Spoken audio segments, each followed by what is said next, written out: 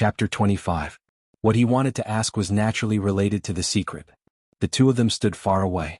No one knew what they were talking about. They only saw Lu Wanwan pointing at Xianxia and scolding him, who was scared like a chicken. When the two of them came back one after another, Lu Wanwan's face was not good. Obviously he was angry. And Xianxia was dejected, as if he had been greatly wronged. It made people wonder what the former had done to the latter. In fact, it was nothing. Lu Wanwan made it clear and directly asked him for the secret. Xianxia denied it and insisted that there was no secret. He only said that his master often gave him some elixirs in the past and he really didn't know the secret. He made up his mind. Since they said there was a secret, he would blame everything on his dead master. You want to know?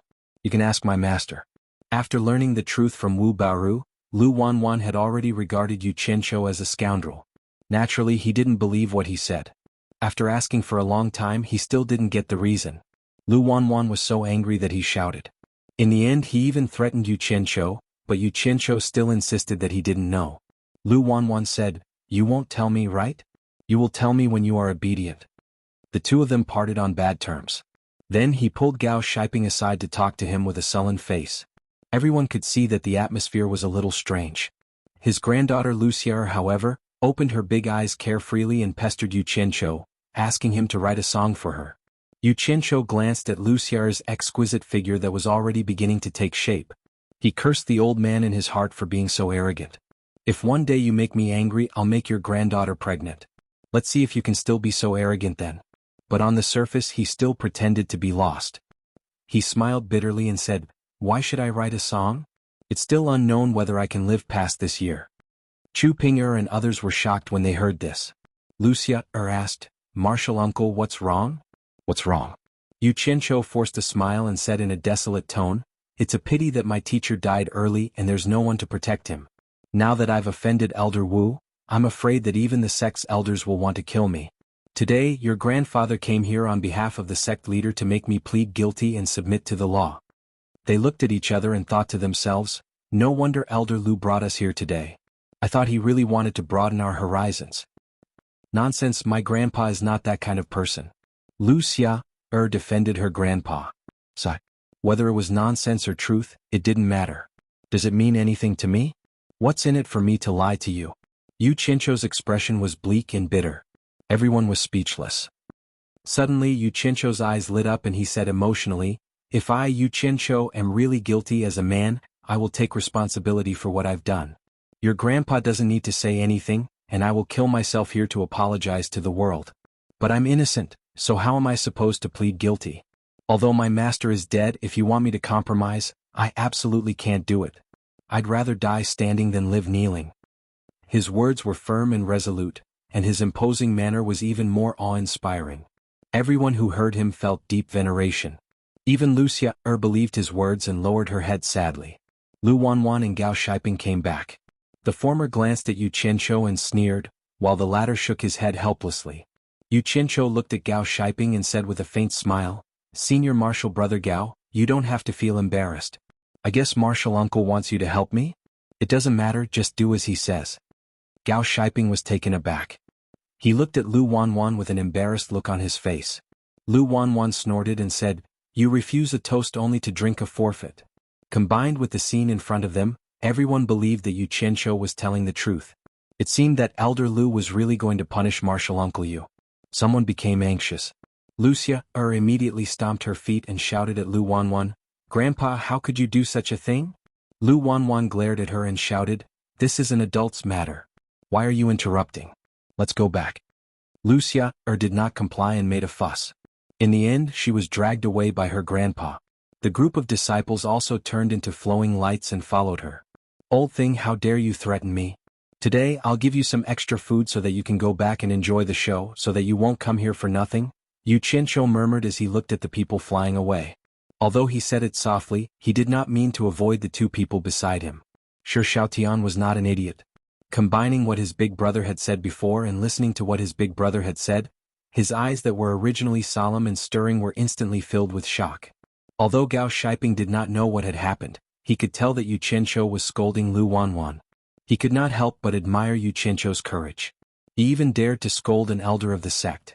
Thinking about it, he felt satisfied. Since Yu Qianzhou dared to scold him in front of him, it was obvious that he did not treat him as an outsider. Senior brother Gao, tell me, how does Grand Elder Lu want you to torture me? Yu Qianzhou sneered. Gao Shiping shook his head and smiled bitterly.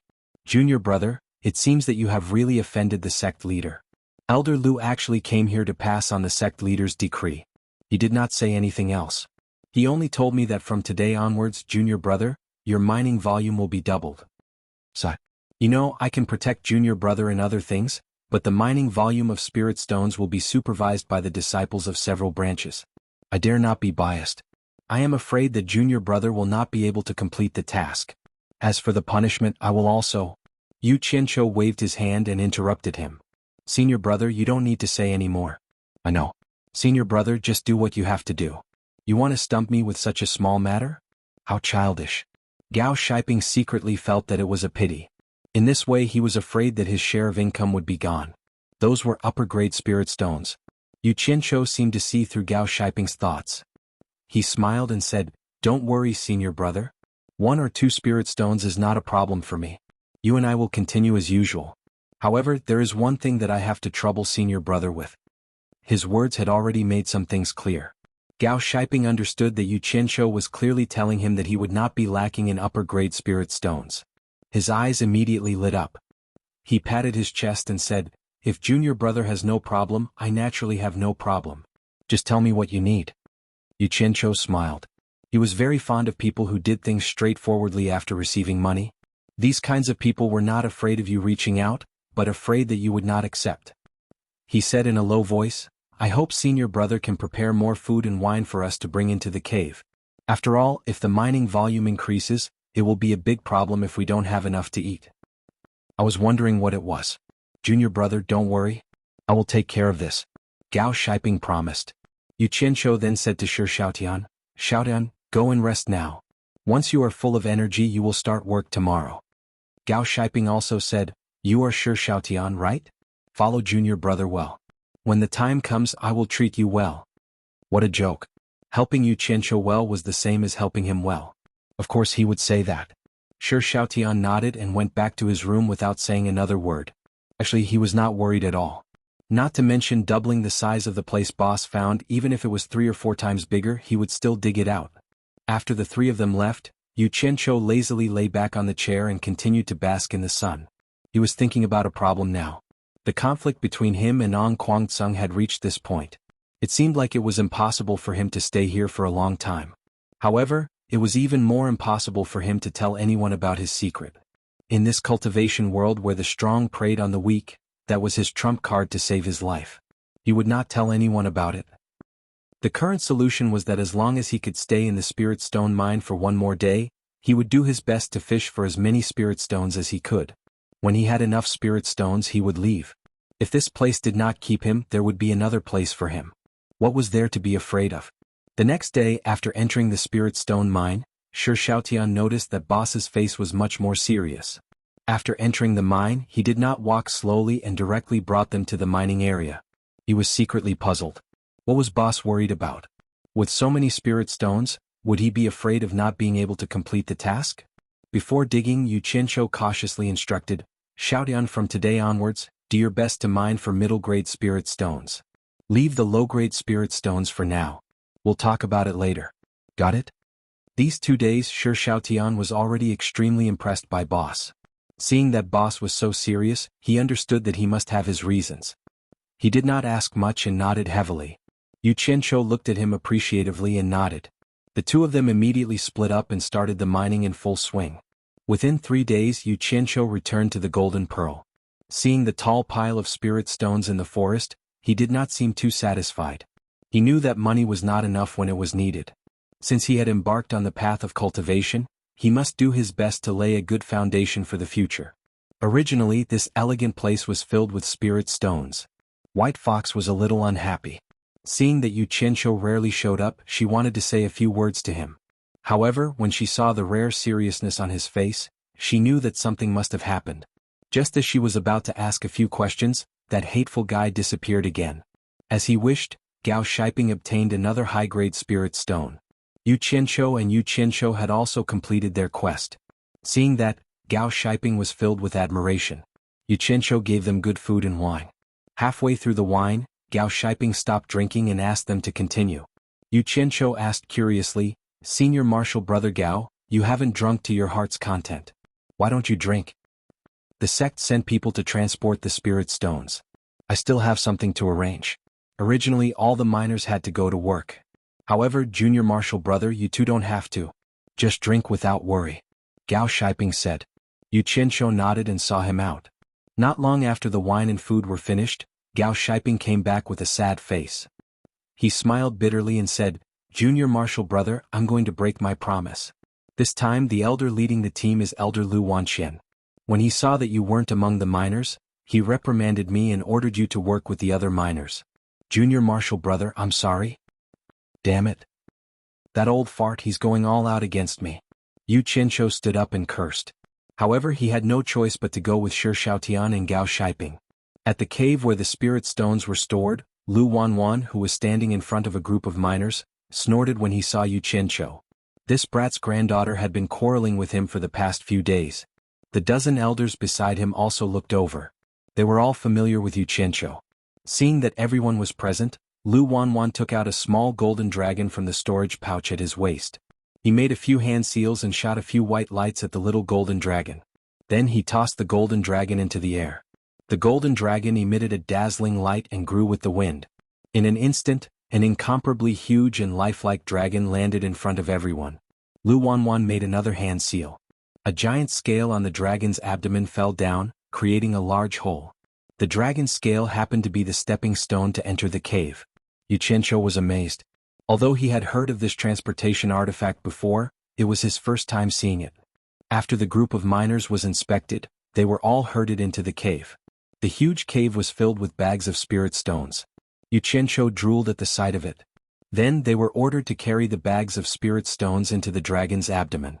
Shi Xiaotian was determined to follow boss closely. If boss carried one bag, he would carry one bag. Wherever boss went, he would follow. The space in the dragon's abdomen was really big. With so many miners carrying the stones in an endless stream, it was unknown how many bags they had carried. In short, Yu Qianzhou couldn't remember. When they were almost done, the two of them entered the cave again. The cave was already empty except for 2 bags. Yu Qianzhou couldn't be bothered to carry the stones anymore. He pulled Shi Xiaotian to the side. There would naturally be someone else to carry the stones. As expected, 2 miners directly walked over and carried the bags on their shoulders. "Put them down." A familiar voice came from behind. Yu Qianzhou turned his head and saw Lu Wanhuan staring at him coldly. Lu Wanhuan slowly said, "You two carry them out." Yu Qianzhou was speechless. In his heart he wanted to bite Lu Wanhuan to death. The two of them carried the last 2 bags of spirit stones out. Lu Wanhuan shouted again, "Everyone get out and accept the inspection." In the dragon's abdomen, the 2 of them put down the spirit stones. Just as they turned around and walked to the door, a red light suddenly fell from the sky. It directly shot into the group of gathered miners. In an instant, a loud explosion sounded. A powerful shockwave blasted out in all directions along with the shattered corpses. Standing at the entrance of the dragon's abdomen, the 2 of them were dumbfounded. Before they could react, they were pushed back inside by the shockwave.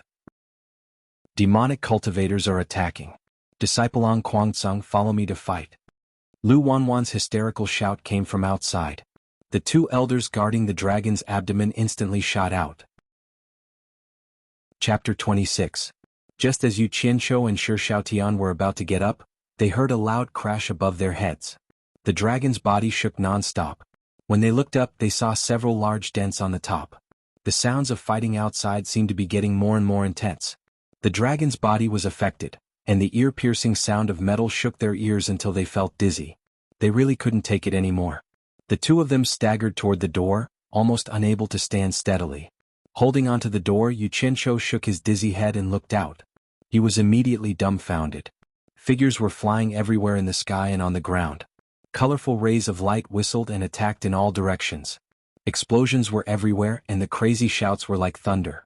While they were in a daze, a dazzling blood-red beam suddenly shot towards them. "Oh my God!" Yu Qianzhou let out a strange cry. Just as he retracted his head, a loud sound rang out. The door immediately caved in. The scene before them shook violently, and the strong airflow shook them back again. Xianxia, who fell into the cabin, slapped his buzzing ears with both hands. Before he could recover, another series of violent collisions hit the dragon's body. He was almost stunned. He really couldn't take it anymore. He quickly tore 2 pieces of cloth from his clothes and stuffed them into his ears. When Xiaotian saw this, he also followed suit. With the cloth blocking his ears, the effect was much better. Feeling the violent tremors under his feet, Xianxia slowly stood up. Xiaotian gestured to him if he wanted to go out. Damn it. Going out now is not courting death. Xianxia looked outside the cabin and quickly waved his hand, indicating that he didn't want to go out. The madness outside did not seem to be weakening. Instead, it seemed to be getting more and more intense. Oh my god. Is this the battle between cultivators? This was the first time he saw such a scene. He was shocked and filled with emotions. This is 2F** king crazy. So this is the path I'm walking on. Xianxia couldn't help but feel his blood boil. He clenched his fists tightly and waved them around. Awesome. Cultivators, don't run. I'm here to join in the fun. Of course, when he said that he wanted to join in the fun, he didn't mean that he was going to die now. He was probably referring to one day in the future. Sure, Xiaotian couldn't hear what his boss was saying, but he could tell that his boss was very excited. Due to the violent shaking of the dragon's body, the stacks of spirit stones in the warehouse finally toppled over. Xianxia's eyes lit up. With so many spirit stones, why would I need to dig? Anyway, I don't plan to stay in Ongquangsung for long. In short, if not now, then when? Baby, I'm coming. Xianxia waved his hands and touched the spirit stones. Bags of spirit stones disappeared without a trace as his hands touched them. Sure, Xiaotian suspected that his eyes were playing tricks on him. After confirming that he was not mistaken, he was so shocked that his mouth could not close, and his mind went blank. When the last bag of spirit stones disappeared, the wealth that Ongquangsung had accumulated in this spirit stone mine for more than half a year had been swept clean. Xianxia looked inside the warehouse, and after confirming that there was nothing missing, he patted his stomach in satisfaction.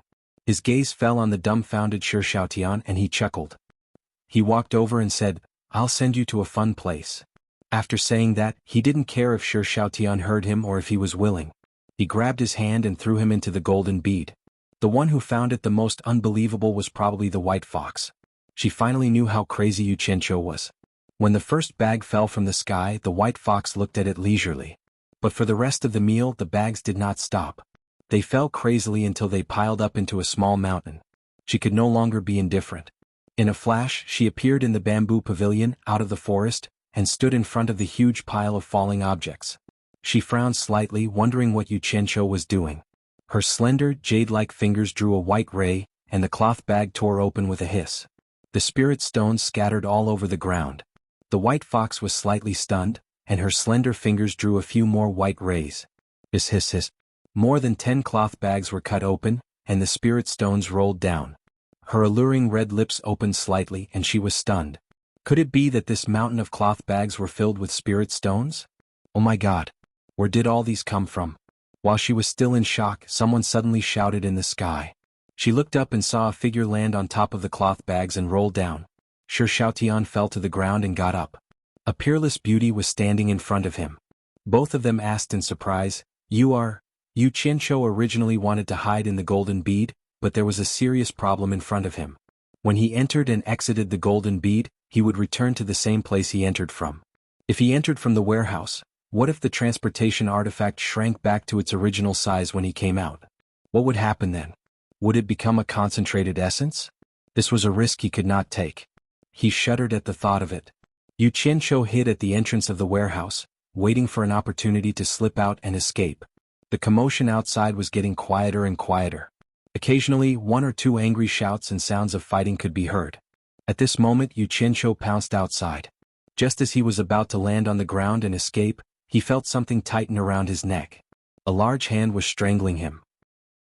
The force was so strong that it almost killed him, but it was enough to make his brain short of oxygen for a short period of time, and his eyes rolled back. Xianxia's limbs flailed, and the person who was holding his neck seemed to sense his difficulty in breathing. The 5 fingers loosened slightly, and the person held his neck in front of him. Xianxia also had a chance to catch his breath. Just as he was about to escape, he suddenly saw a group of people floating in the air in front of him. All of them were holding weapons, and among them was an enchanting and charming woman wearing a bright red palace dress. As the wind blew, Her two fair and slender legs could be vaguely seen in the red gauze, and it was extremely alluring. She was smiling in the direction of Xianxia. Xianxia's eyeballs almost popped out. He thought to himself that it was not too late to leave later, and that he should take a look first. The enchanting woman with red makeup looked down and smiled charmingly. Xuanhuan, it has been 100 years since we last met. I have missed you so much, and I have specially come to meet you today. Why are you holding this kid in front of you? Could it be that people become timid as they get older? Do you need to find a kid to boost your courage? The group of people behind her also burst into laughter. Xuanhuan, with messy hair and a trace of blood at the corner of his mouth, angrily shouted, "Demonic woman, shut up. Don't think that I don't know what you are planning. You know that I, Xuanhuan, am transporting spirit stones today, so you came here to steal them. The devil path evildoers are extremely shameless, and only dare to do some sneaky things. If you have the ability, come to my Qingguang mountain." Damn it, it's really this old bastard. With such a loud voice, he sprayed spittle all over my face. If you want to die, then go ahead and die. Why are you pulling me and not letting go? I've never heard of anyone pulling their own people down with them before they die. Xianxia could tell that the person who was holding his neck was Xuanhuan. Go to Xuanhuan. The woman with red makeup laughed tenderly. She stretched out her arms and gently stroked her hair. Although Xuanhuan is getting weaker with each generation, those old monsters hiding in the back mountain still have some ability. I'm just a weak woman, so how would I dare to take risks? Therefore I can only bully a big man like you here. This doesn't seem to be too much. It's a pity that the spirit stones that Xuanhuan has accumulated for more than half a year are going to belong to me. Sigh. Xuanhuan, seeing that you are acquainted with me, as long as you kneel down and beg for mercy, I can consider letting you live. The people behind her burst into laughter again. This elder sister's voice was really pleasant to listen to. Xianxia was a little dazed as he listened. His back gradually leaned against Xuanhuan's body. 100 charm demon lady, do you see who I'm holding in my hand? As Xuanhuan spoke, his 5 fingers tightened again. Xianxia, who had just leaned against him, was pinched by the neck and pushed away. The latter held his breath, and his throat emitted a ka-ka sound. Fortunately, his 5 fingers loosened after that. The people floating in the air were stunned when they heard this. The 100 charm demon lady carefully sized up Xianxia. She didn't see anything special about him, nor did she feel that she had seen him before.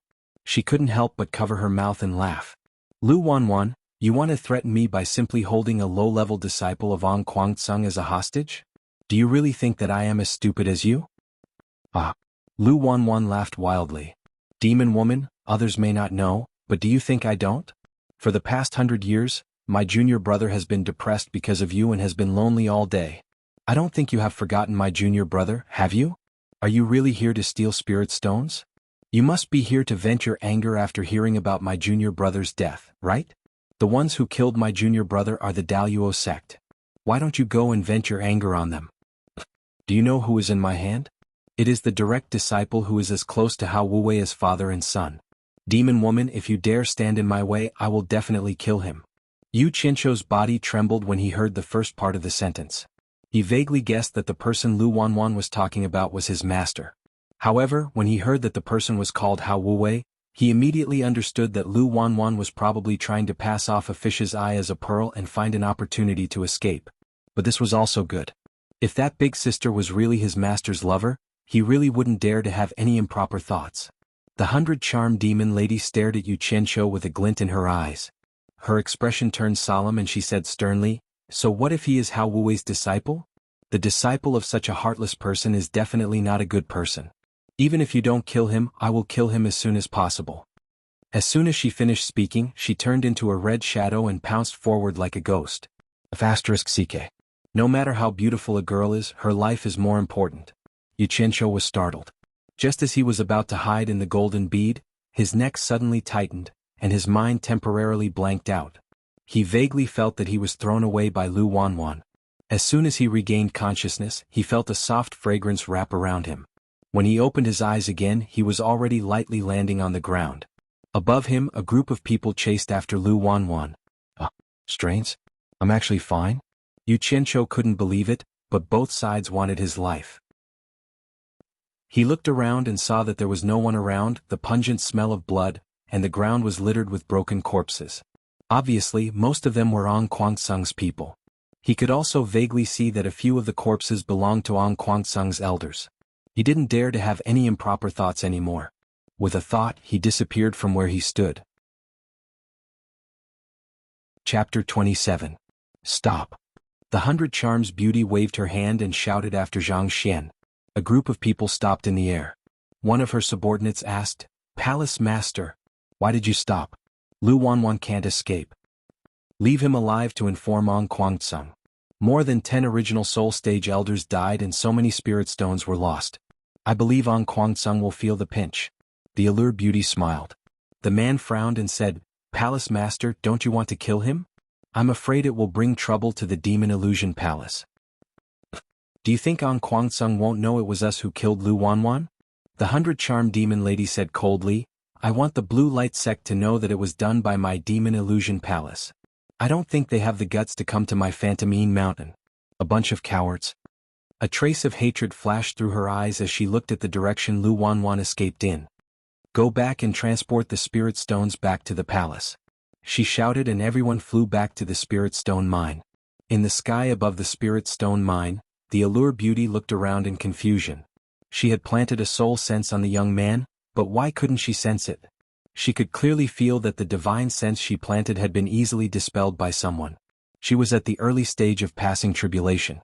How could someone who was not at the middle stage of passing tribulation easily dispel the divine sense she planted? Moreover, it had happened in an instant. This meant that the person who had dispelled the divine sense was most likely at the late stage of passing tribulation. Otherwise, it would have been impossible to dispel it in such a short time. "Palace Master, come down and take a look. Something strange has happened." The subordinate who was transporting the dragon body reported. The pretty figure in the air suddenly flashed and entered the warehouse. Looking at the empty warehouse, the Allure Beauty's face was no longer seductive. She frowned and her face was full of solemnity. The whole warehouse of spirit stones was gone. How was this possible? He clearly saw that the Blue Light Sect had brought the spirit stones in before he made his move. Who on earth had such magical powers to be able to transport all the spirit stones away in such a short period of time? It was simply unimaginable. Recalling the matter of her divine sense being removed by someone just now, she was suddenly startled. Her figure flashed into the air and she shouted, "Everyone return to the Demon Illusion Palace immediately. We can't stay here for long." The group of subordinates could hear the urgency in the Palace Master's voice. Not daring to slack off, they flew into the sky and followed the Palace Master. As soon as Yu Qianzhou entered the Golden Pearl, he saw the conspicuous mountain, and shouted, "I'm rich." Immediately he leaped over and had intimate contact with it. He rolled on top of it and danced with joy. He patted the bag full of spirit stones and laughed heartily. After a long time, he stood up and looked at the majestic figure before him with a satisfied expression. Just as he was shaking his head, he saw Xiaotian pacing back and forth at the side. He was slightly taken aback, and only then did he remember that he had brought Xiaotian in as well. Logically speaking, he did not want Xiaotian to know about Jianghu, but in the heat of the moment he did not care so much. So be it. After observing him for this period of time, this kid should be a trustworthy person. Suddenly he realized that something was wrong. Xiaotian seemed to have been walking in circles within a radius of tens of meters. Could it be that this kid had nothing better to do and was taking a walk? Unlikely. He could not help but shout, "Xiaotian, what are you doing?" No response. He shouted a few more times but there was still no response. It seemed that he could not even see that he was standing in front of him. Yu Qianzhou felt strange and walked over to see what he was doing. But as soon as he walked within tens of meters of Xiaotian, there was a force that repelled him. The harder he tried, the stronger the force became. Yu Qianzhou understood that there was no one else here except for Sister Bai. She must have done something. He immediately passed through the forest and came to the bamboo house. In the bamboo pavilion the music was still playing and the beauty was sitting. He laughed and applauded, "The beauty really plays the zither well and sings a good song." The white fox did not even bat an eyelid and ignored him. Yu Qianzhou sat in front of her and said with an awkward smile, "Good sister, release the people outside. He's my friend." The music suddenly stopped, and the white fox glanced at him coldly. A certain someone jumped in fright. He had never seen such a sharp look from her. The former said coldly, "It's because I know you sent him in, or else I would have dug out his shifty eyes long ago. He's not welcome here. I'll let him out when you decide to send him out." Ah. Yu Qianzhou was stunned. He thought to himself, how did Shi Xiaoyan's eyes offend you? Looking at the peerless beauty in front of him, he immediately reacted and shook his head with a bitter smile. With your beauty, which man wouldn't take a second look at you? Forget it, I won't say any more. Xiaotian, you're out of luck. Turn around. The white fox said with a slightly surprised look. What? Yu Qianzhou was stunned. The white fox glared at him and scolded, I told you to turn around. Didn't you hear me? No way, sister. You won't even let me look. The other party's pretty face turned cold. Yu Qianzhou did not dare to speak any more and obediently turned around. Two slender fingers reached out and touched Yu Qianzhou's back. Before he could react, he heard the white fox say, it's done. He turned around and saw a transparent flame on top of her slender fingers. What is this? It's on my body? Yu Qianzhou asked suspiciously. The white fox frowned and said, someone planted a strand of divine sense on your body. If it wasn't discovered in time, the person would have immediately discovered your whereabouts the moment you appeared outside. Judging from this divine sense, the person is a woman. I'm afraid her cultivation level has already reached the early stage of the tribulation passing stage. Could it be her? Yu Qianzhou let out a strange cry. He had already suspected the temptress of 100 charms, but he was not sure why she had done this. Could it be that she had discovered that he had stolen the spirit stones? The white fox did not say anything else. A ball of flame appeared on her fingertip and wrapped around the strand of divine sense, turning it into smoke in an instant. Looking at the strand of divine sense that had turned into smoke, Yu Qianzhou's expression turned serious. He tapped his fingers on the stone table happily, thinking about what he should do from now on. The white fox did not disturb him. This scene was familiar to her many years ago. The scholar was frowning as he pondered over the questions in his book while she watched quietly from the side. She liked this feeling very much. The white fox could not figure out why the temptress had planted a divine sense on his body, so she did not think about it for the time being. Xuanhuan would not go back. He had enough spirit stones now, so it was time for him to find a place to cultivate. It was not enough to cultivate here. The temptress would definitely leave, and Xuanhuan would have to return to the spirit stone mine sooner or later. He should take advantage of the fact that neither of them were around to leave as soon as possible. Otherwise, even if he managed to improve his cultivation level here, he would have to leave one day. He could not hide here for the rest of his life. With his cultivation level, it was easy to hide in the Golden Pearl and not be caught, but it would be difficult to run out of the Spirit Stone mine. He did not know if there was still anyone in the Spirit Stone mine. No way. He had to go out and take a look now. If he could not do it, he would immediately come back to hide. He did as he said. With a move of his divine sense, the scenery changed and he appeared in the Spirit Stone mine. It was quiet all around. The smell of blood had not dissipated, and no one cared about the disgusting severed limbs. No one. This was a good opportunity to escape. Yu Qianzhou was overjoyed. He raised his mysterious heaven skill to the limit and immediately ran in the opposite direction of where Xuanhuan came from. His cultivation level was still far from flying on a sword, but his running and jumping speed was not something an ordinary person could compare with. He escaped like a wisp of smoke in the desolate mountains. Not long after, he was already far away from the Spirit Stone mine. Thinking back to the scene at that time, he felt a little scared. Speaking of which, he really had to thank xuanhuan. If he hadn't forced him and Shi Xiaotian to carry the last 2 bags of spirit stones, the 2 of them would have been like the other miners, with their heads separated from their bodies. The situation at that time was too sudden. Even if he had the golden pearl, he would not have made it in time. So, cherish your life and try your best to escape.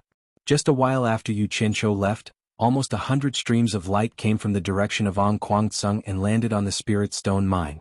If anyone who knew Xuanhuan saw this, they would be shocked. Almost all the elders of Xuanhuan were there. Xuanhuan sect master Lu Changqing and elder Lu Wanwan were among them. They were led by 3 old men with white hair and beards.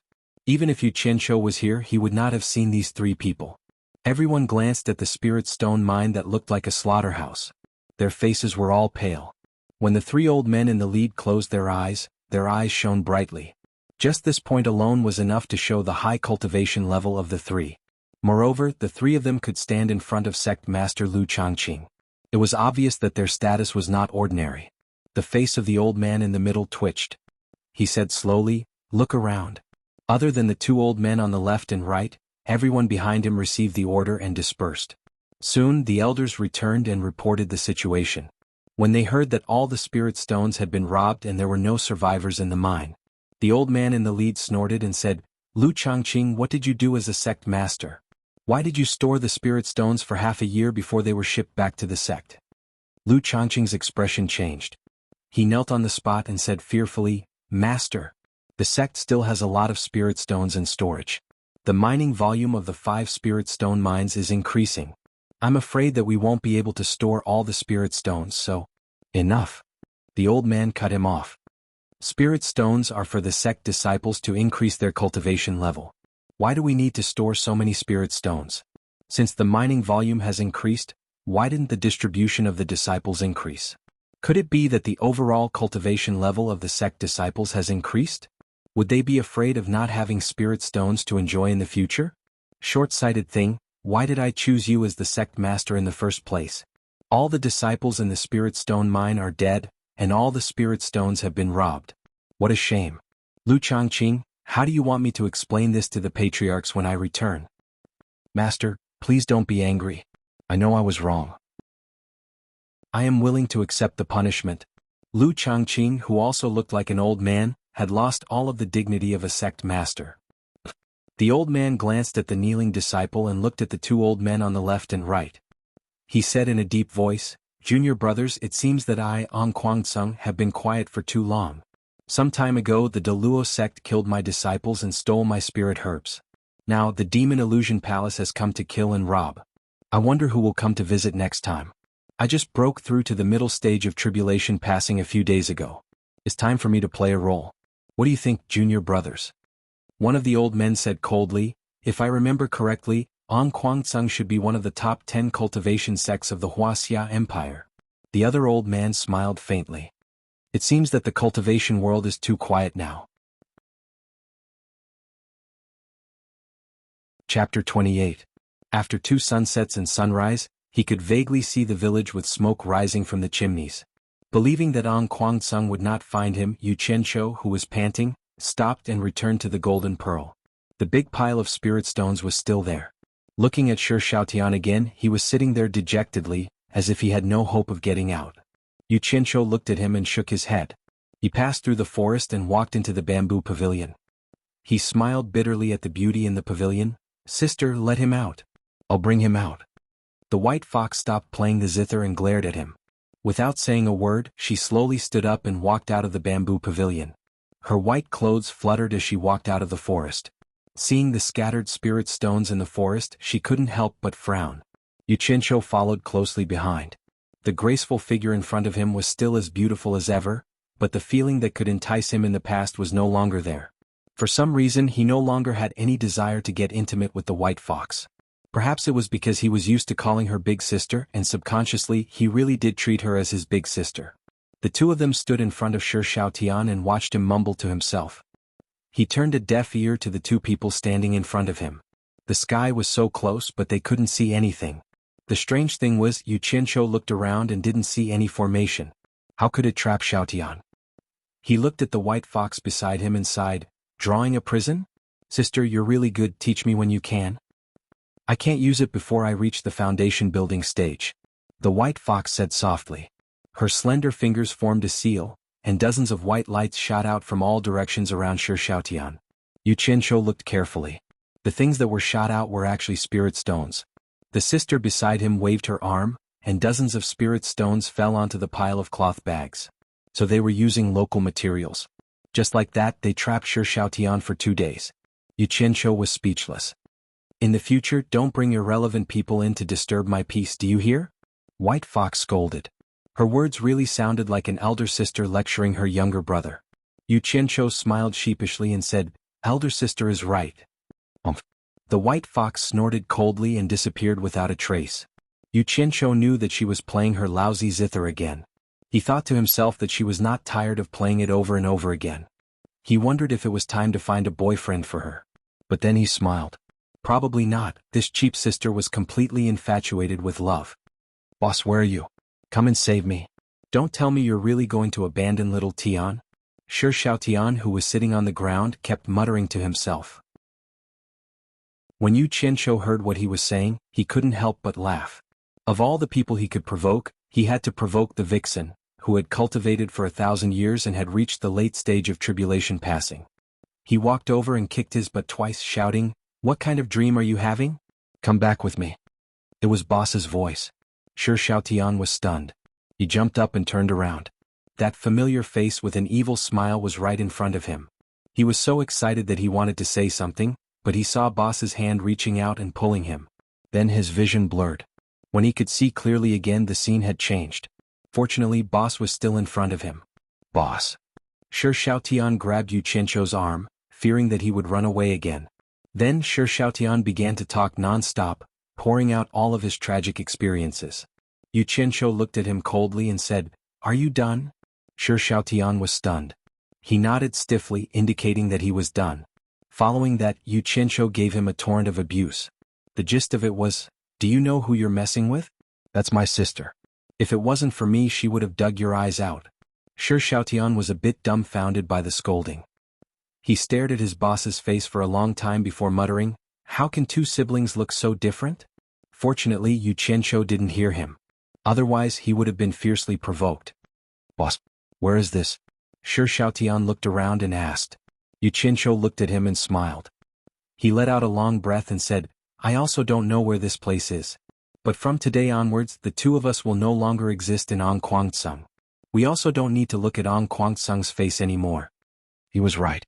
When xuanhuan returned to Ongquangsung, many people asked about Xianxio.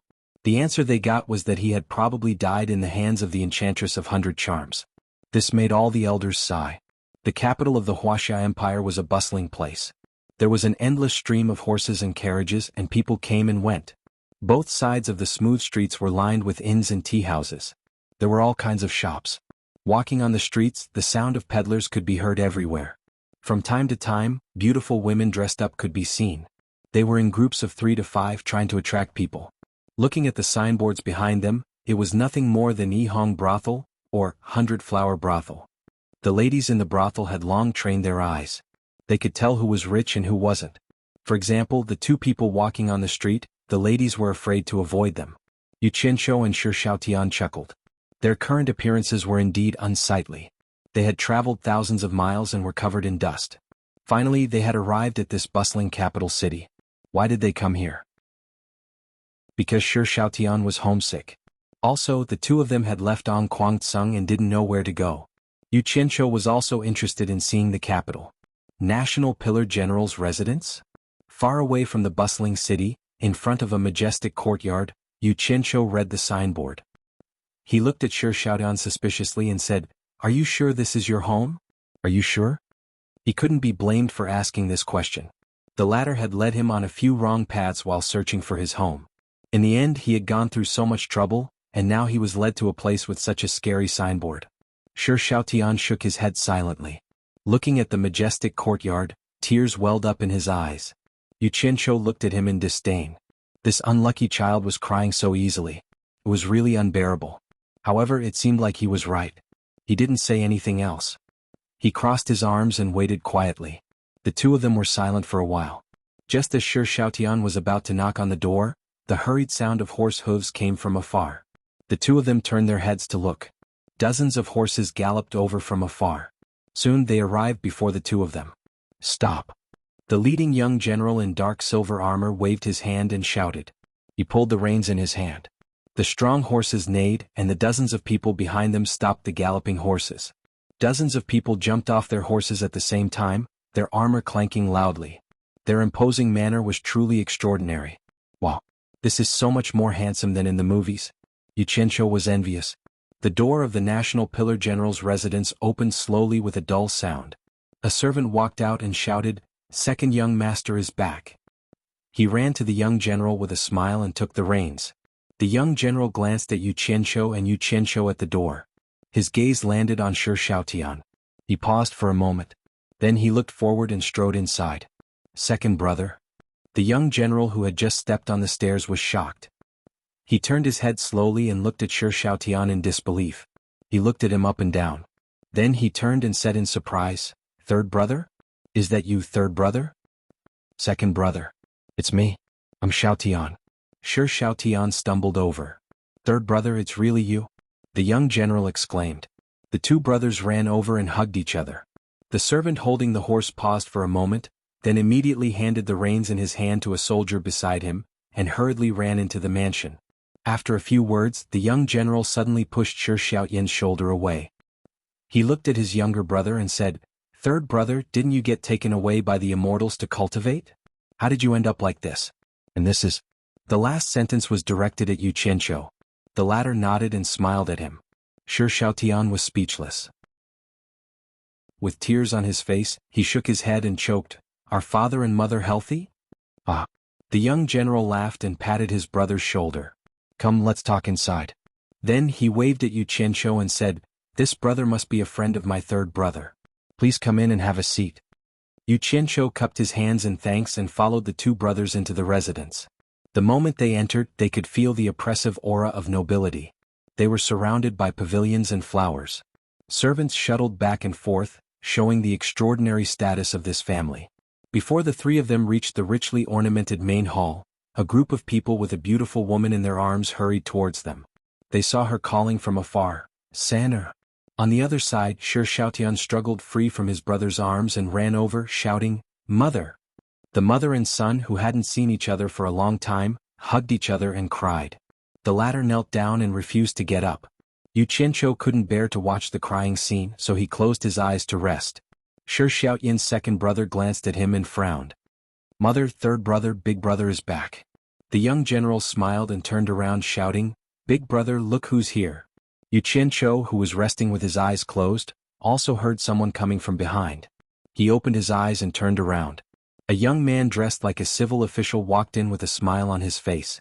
When he heard his second brother's words, he stopped smiling and looked at the person kneeling at his mother's feet. When he saw who it was, he exclaimed, "Third brother, why are you back? How did you end up like this?" As he spoke, he looked at his brother, who was dressed in rags, with surprise in his eyes. Xiaoyan stood up and shyly called out, "Big brother." "Ah, third brother is back. Good, good, good. Today is really a double blessing." Xiaoyan's big brother clapped and laughed. Everyone was a little baffled by his words. The second general said in a daze, "Double happiness? Could it be that big brother has taken a fancy to some young lady? Since third brother is back, tell me about it." The civil official glared at his second brother and ignored him. He walked to Xiaoyan and patted his shoulder, smiling, "Third brother, we're going to be kindred spirits soon." "Ah, come to think of it, it's quite a coincidence today. I was out patrolling with a few colleagues and we met an immortal master with profound transcendence energy. That immortal master could tell at a glance that I have the root of wisdom and has already agreed to take me as his disciple. Third brother, do you think we'll be kindred spirits in the future?" "Ah." When he saw everyone looking at each other, he laughed even more complacently. Suddenly, his gaze fell on Xianxia, who was also dressed in rags. His laughter stopped abruptly and was replaced with arrogance. He frowned and snorted, "Who is this? Since when did the pillar of the state general's mansion become a place where people can come and go as they please?" Chapter 29. Are you referring to me when you say someone who can come and go as he pleases? Xianxia narrowed his eyes as he stared at him. A hint of fierceness flashed through his eyes, and a hint of coldness floated through his indifferent words. In his previous life, although he was part of the underworld, he was also an overlord of an underground kingdom. The aura that he exuded unconsciously made him look down on everyone else. Although the people present were also people who had been above others for a long time, they relied on their illustrious family backgrounds. Facing Xianxia's aura that had been tempered through killing and decisiveness, they immediately paled in comparison. The second son of the junior general was slightly surprised. He was also a man who had fought on the battlefield. He wondered what kind of person his third son's friend was. Judging from his aura, it was impossible for an ordinary person to fake it. There seemed to be a faint scent of blood in his aura. It was impossible to have such an aura without dozens of lives on his hands and a long period of experience as a decisive person. This aura seemed to be frequently seen on his father, the pillar of the nation. The others also felt that familiar aura and were momentarily speechless. The second son of the civil official, who had been arrogant just a moment ago, was stunned by Xianxia's words. The beautiful woman with tears on her face also stopped crying and looked at him in surprise. It was also Xiaoyan's first time seeing Xianxia like this. It seemed that his big brother had really angered him. He shook his head slightly and walked to his big brother's side with a smile. He turned to everyone and said, "Mother, big brother, second brother? This is my martial uncle and also my savior. If it wasn't for martial uncle, I'm afraid that little Tian would never be able to see mother and my two brothers again." The reason why he introduced his big brother to his family as his martial uncle was obvious. He was naturally afraid that his family would look down on his big brother and cause trouble. He then introduced his three relatives to Xianxia. This person was actually little Tian's martial uncle. Wasn't that also an immortal? The few of them were surprised by how young Xianxia was. At the same time, they felt uneasy and thought that they had neglected him just now. One had to know that in the Wuxia dynasty, even the current emperor would treat cultivators with great courtesy. However, they had just cast them aside, and the head of the civil officials had even spoken rudely. The second general immediately bowed and said, "Junior Shi Tian greets Senior Immortal." Xianxia nodded indifferently. The civil official leader was a little fearful as he bowed and said, "Junior Shi Tian greets Immortal Elder. I didn't know Immortal Elder's identity just now and have offended you. I hope Immortal Elder will forgive me." Xianxia glanced at him coldly, showing no intention of forgiving him at all. The former's face immediately turned pale. Seeing her eldest son's embarrassment, the beautiful woman also saluted and said, "This Mistress Li Hongyang greets Immortal Master. My husband is away on an expedition, and my eldest son lacks discipline. I hope Immortal Master will forgive us if we have offended you." Xianxia really didn't plan to let go of the Shi clan's eldest son. He had suffered so many sarcastic remarks in Anquangsung, but he had no choice but to lower his head. He didn't think that a mere mortal would dare to speak rudely to him. This immediately ignited the suppressed anger in his heart. But this woman's words had a hidden meaning. "My husband isn't here as an immortal, you wouldn't bully my son." Moreover, Shi Xiaotian was looking at him with a pleading expression, so he could only suppress the anger in his heart. "Madam, there's no need to be so courteous." His words meant that he would no longer pursue the matter of the eldest son. Li Hongyang and her three sons hurriedly thanked him and ordered the servants to prepare food and wine to properly entertain the immortal. Xianxia tactfully refused. They had only just met and things had already turned out like this. What was the point of eating and drinking together? Actually, there was another reason why he didn't get angry. His cultivation was indeed not that great, only at the 5th level of qi refining. Even Shi Xiaotian had already reached the 7th level of qi refining. Although the latter still couldn't see through his cultivation if they were to fight, who knows which side Shi Xiaotian would side with. In any case, it was impossible for Shi Xiaotian to help him beat up his own brother. Also, if his cultivation was exposed, would Shi Xiaotian still treat him as the boss in the future? This was really hard to say. He remembered that a certain elder brother with the surname Li once said, "When the people's hearts are scattered, it's not easy to lead a team." Finally realizing the importance of cultivation, he pulled Shi Xiaotian to the side and asked him to arrange a secluded place to cultivate. The latter immediately passed on his eldest son's words to his mother, and immediately the entire general's mansion became busy. The pillar of the state general's mansion had a spacious back garden, and a small courtyard in the most remote corner was quickly cleaned up. The general's mansion issued a ban, and without permission, no one was allowed to enter the back garden. "Xiaotian, if your family asks about your experiences, I think you should choose to tell them. Knowing too much won't do them any good. Also, it's best not to let outsiders know about what we're doing here. Otherwise, if An Kwangsung finds out one day, we'll be in big trouble," Xianxia said. The small courtyard was remote and quiet, and he was very satisfied. At this time there were only the two of them in the small courtyard. "I understand." Shi Xiaotian nodded. A year quickly passed, and the back garden of the pillar of the state general's mansion became a mysterious place. Other than the third young master Shi Xiaotian, no one else had seen the immortal living inside. As for the matter of the immortal living in the back garden, the general's mansion had issued a strict gag order. Those who were lucky enough to see it that day would not say a word, and the other servants naturally didn't know. The servants who knew about it would secretly worship the small courtyard every day when they passed by the back garden. The legendary immortals lived there. The masters of the general's mansion were very happy that there was an immortal living in their house. They always felt that they had a backer and their hearts were very secure. Most importantly, the immortal had the demeanor of an immortal and never disturbed them. As long as good wine and food were sent over every day, the immortal wouldn't even take a step out of the courtyard, let alone disturb them. But there was one person who was more depressed, the eldest young master of the general's mansion. Once, in order to show off to the immortal who wanted to accept him as a disciple, he mentioned that there was also an immortal hiding in his house. In the end, the immortal refused to accept him as a disciple, and even refused to see him. This was too painful for him. It was fine if he didn't know that he had the root of wisdom, but after knowing, it was simply too torturous. How many people could resist the temptation of immortality? So he set his sights on Yu Qianzhou, wanting to become his disciple, and pestered his third young master several times to recommend him. But his third young master didn't agree at all and said, "Big brother, I really can't see where you have the root of wisdom, you must have been tricked by someone." He was obsessed and didn't believe it no matter what, thinking that his third young master didn't want to recommend him because he had offended his martial uncle, and because of this he blamed his third young master. There was one time when he was blinded by lard, and he barged into the small courtyard, intending to beg Yu Qianzhou to accept him as a disciple. In the end, the moment he stepped into the courtyard, he felt like he was in a fog, and he couldn't get out no matter how many twists and turns he went, and he didn't see a single person. This was originally a simple formation that Yu Qianzhou learned from the white fox in case someone barged in, and he set it up in the courtyard.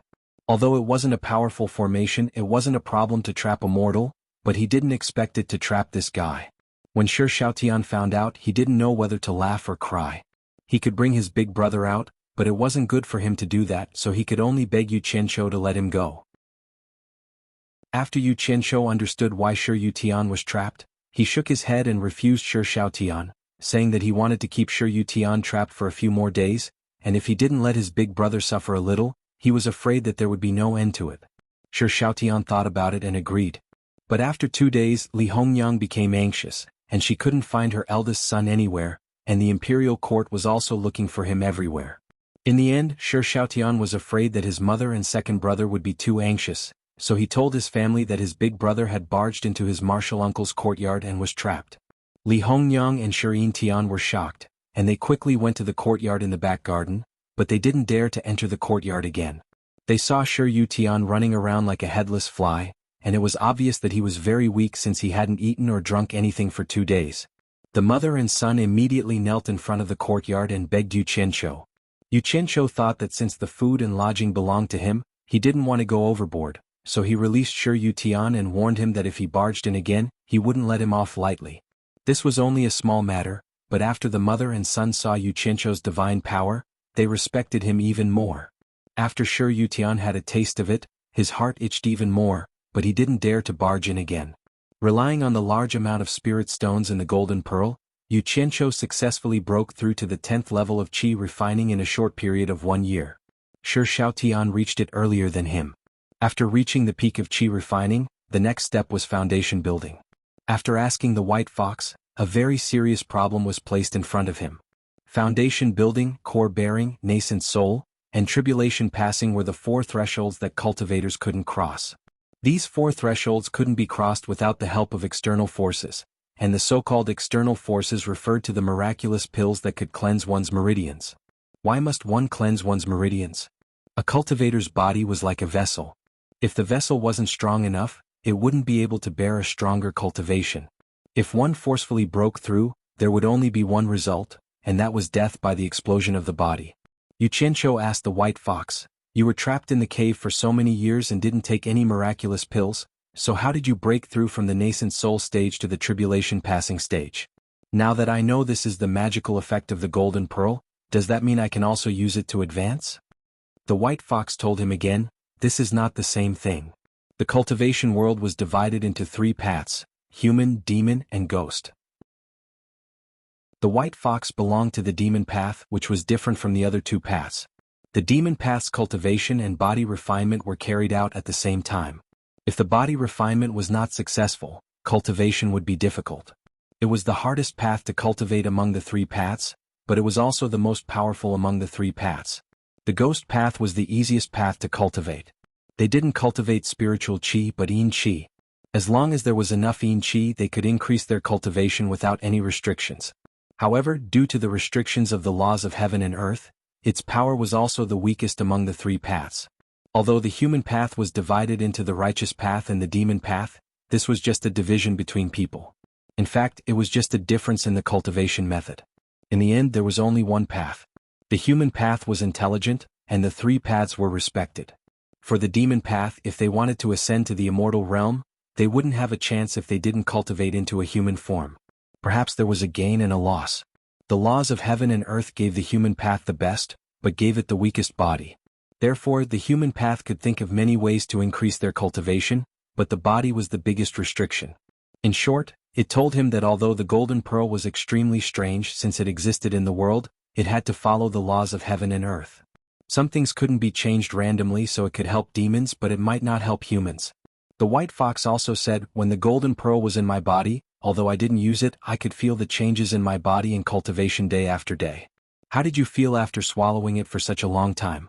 Xianxia immediately became dejected, and told her that other than his physique becoming a little better, he didn't feel anything.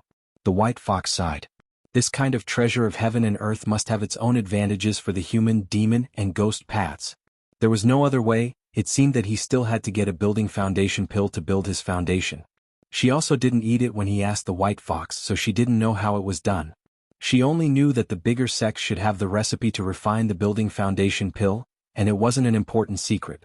It seemed that the spirit grass used to refine the pill was quite hard to find. Xianxia was depressed. If he had known earlier, his relationship with the Clear Sky sect wouldn't have been so stiff. He couldn't just run back now. Wasn't that courting death? Not only was he depressed, Xiaotian was also depressed. Only now did he find out that this martial uncle of his actually hadn't passed the building foundation stage, causing him to hold onto a pile of spirit stones and cultivate with all his might. In the end, even if Xianxia gave him more spirit stones, he wouldn't dare to absorb them anymore. What? The true qi in his body had already reached the limit of the aura refining stage. If he absorbed any more, his body would explode. Who would dare to play with their lives? In the courtyard, the two of them looked at the pile of spirit stones and sighed. Although these things were good, what could they do? Where to get the building foundation pill became a headache. Suddenly Xianxia shouted, "I got it!" Xiaoyan's body trembled and his eyes lit up. "Boss, you got away?" Xianxia smiled and said, "Doesn't your big brother know some *T celestial being? Go call your big brother over, I have something to ask him." Chapter 30. That's right. Xiaotian slapped his forehead and ran out without saying anything else. After searching the residence, the servants said that the eldest young master had gone on an errand. He didn't want to wait any longer. He immediately ordered someone to prepare a horse and ran to the yamen where his eldest brother worked. He anxiously found his eldest brother. When the latter heard that it was Xianxia who was looking for him, he ran out without even asking for leave. As for the sedan chair that he used to work in, he didn't want to sit in it anymore. He untied the horse at the entrance of the yamen and disregarded the civil official's politeness. He got on the horse and galloped home. The way he got on the horse was very smooth. He was indeed the son of the pillar of the state general. He had a good upbringing. "Eldest brother, wait. That's my horse." Xiaotian shouted at the entrance of the yamen. However, his eldest brother wouldn't hear him. Even if he did, he probably wouldn't come back. He had no choice but to let his eldest brother's sedan chair bearer carry him back. The servant of the general's residence was stunned when he saw Xiaotian returning on a horse. He smiled and said, "The eldest young master is back." Xiaotian jumped off the horse and threw the reins away. He didn't have the time to care about him. He ran to the backyard and was about to enter when he seemed to think of something. He held onto the wall and shouted excitedly, "Celestial Master, Xiaotian is here." He was afraid that no one inside could hear him, so he shouted twice. Didn't he say he went on an errand? Why was he here so soon? Xianxia was slightly stunned. He then said politely, "Xiaotian is here. Come in." He sounded like a senior talking to a junior. Xiaotian didn't care about this. He accepted the order and walked in as if it was a matter of course. With the permission of the Celestial Master, he didn't encounter the same situation as last time. His anxiety turned into joy. On the steps under the eaves, the Celestial Master was looking at him with a smile. Xiaotian was so excited that he couldn't speak. He knelt down and kowtowed continuously. "What are you doing? I just want to ask you a question. Why are you so excited? I'm not even as old as you. Won't this shorten my life?" Xianxia was a little dumbfounded. He didn't know that Xiaotian would come before his younger brother could explain himself. He hurriedly walked down the steps and helped Xiaotian up. He was so excited that his body trembled a little. "Did your brother tell you everything? There is something I need your help with," Xianxia said with a smile. Sure Yu Tian nodded and shook his head. Yu Qianzhou frowned, not knowing what he meant. He hurriedly replied, Immortal Master, if there's anything you need, just tell me. As long as it's something I can help with, let alone one, even if it's 100 or 1,000, it's not a problem. That's good. Yu Qianzhou nodded in satisfaction and said with a smile, Last time I heard that you wanted to become the disciple of an immortal. Where does that immortal live? Can you take me to meet him? Sure Yu Tian hurriedly knelt down again and said, Please don't misunderstand, Immortal Master. I won't look for him again. I will follow you wholeheartedly from now on. With that he kowtowed again. This unlucky child. His imagination was really strong. As expected of someone trained in officialdom. He didn't answer the question and always liked to kowtow. Yu Qianzhou was a little annoyed and shouted, All right. Stand up. Sure Yu Tian was so scared that he stood up obediently and looked at him in fear. Yu Qianzhou said in a deep voice, I don't have any other meaning. I just want you to take me to him. I have something to do. Do you understand? He understood. So that was what it was about. He squeezed out a smile and said, That immortal is in the Spirit Stone Temple 30 miles outside the city. He's called the Spirit Stone Immortal. I'll take you there now. Damn it. This guy was a donkey. He couldn't be polite. Yu Qianzhou grunted and thought to himself, Spirit Stone Immortal? He must have a lot of spirit stones. I don't know if he has as many as I do. The two of them walked to the entrance of the general's mansion. Sure Yu Tian had just ordered the servants to prepare a horse when Sure Xiaotian arrived in a swaying sedan chair. He rolled his eyes at his big brother and asked for another horse. The three of them got on the horse. Sure Yu Tian led the way and ran out of the city. Out of the city, the three of them headed north. After running on the official road for a while, Sure Yu Tian led the two of them along a small path. Not long after, a dilapidated Taoist temple appeared on a small hill in front of them. When they reached the foot of the hill, Sure Yu Tian suddenly stopped his horse and pointed up. He said nervously, The immortal lives there. He's the master of the Taoist temple. He has a rule that people who go up the mountain are not allowed to ride on a sedan chair or on a horse. Otherwise he won't meet them. The two of them looked at the small hill that was only a foot tall. They didn't expect there to be such a rule. They looked at each other. In the end it was Yu Qianzhou who said with a smile, That's pretty awesome. It seems like he's really capable. Forget it, let's follow the host. Let's go up. The three of them got down and tied their horses to a tree. They walked to the front of the Taoist temple. The door was closed. Yu Qianzhou gave Sure Yu Tian a look, asking him to knock on the door. The latter nodded and smiled bitterly. He walked to the door and knocked on the door. After a while they heard footsteps from inside. The door creaked open and a Taoist child's head popped out. Sure Yu Tian said with a smile, Little master, could you please inform the master that, before he could finish, the Taoist child said angrily, Why is it you again? My master said that he would never see you again. With that, the door was closed again. Sure Yu Tian was given the cold shoulder. He turned around and smiled at the two of them. Yu Qianzhou was stunned. I'll do it. Sure Xiaotian knew about his brother and the Taoist temple. He knew that he had annoyed the person inside, so he went to knock on the door. After knocking a few times, the Taoist child inside shouted, My master said that he won't be seeing any guests today.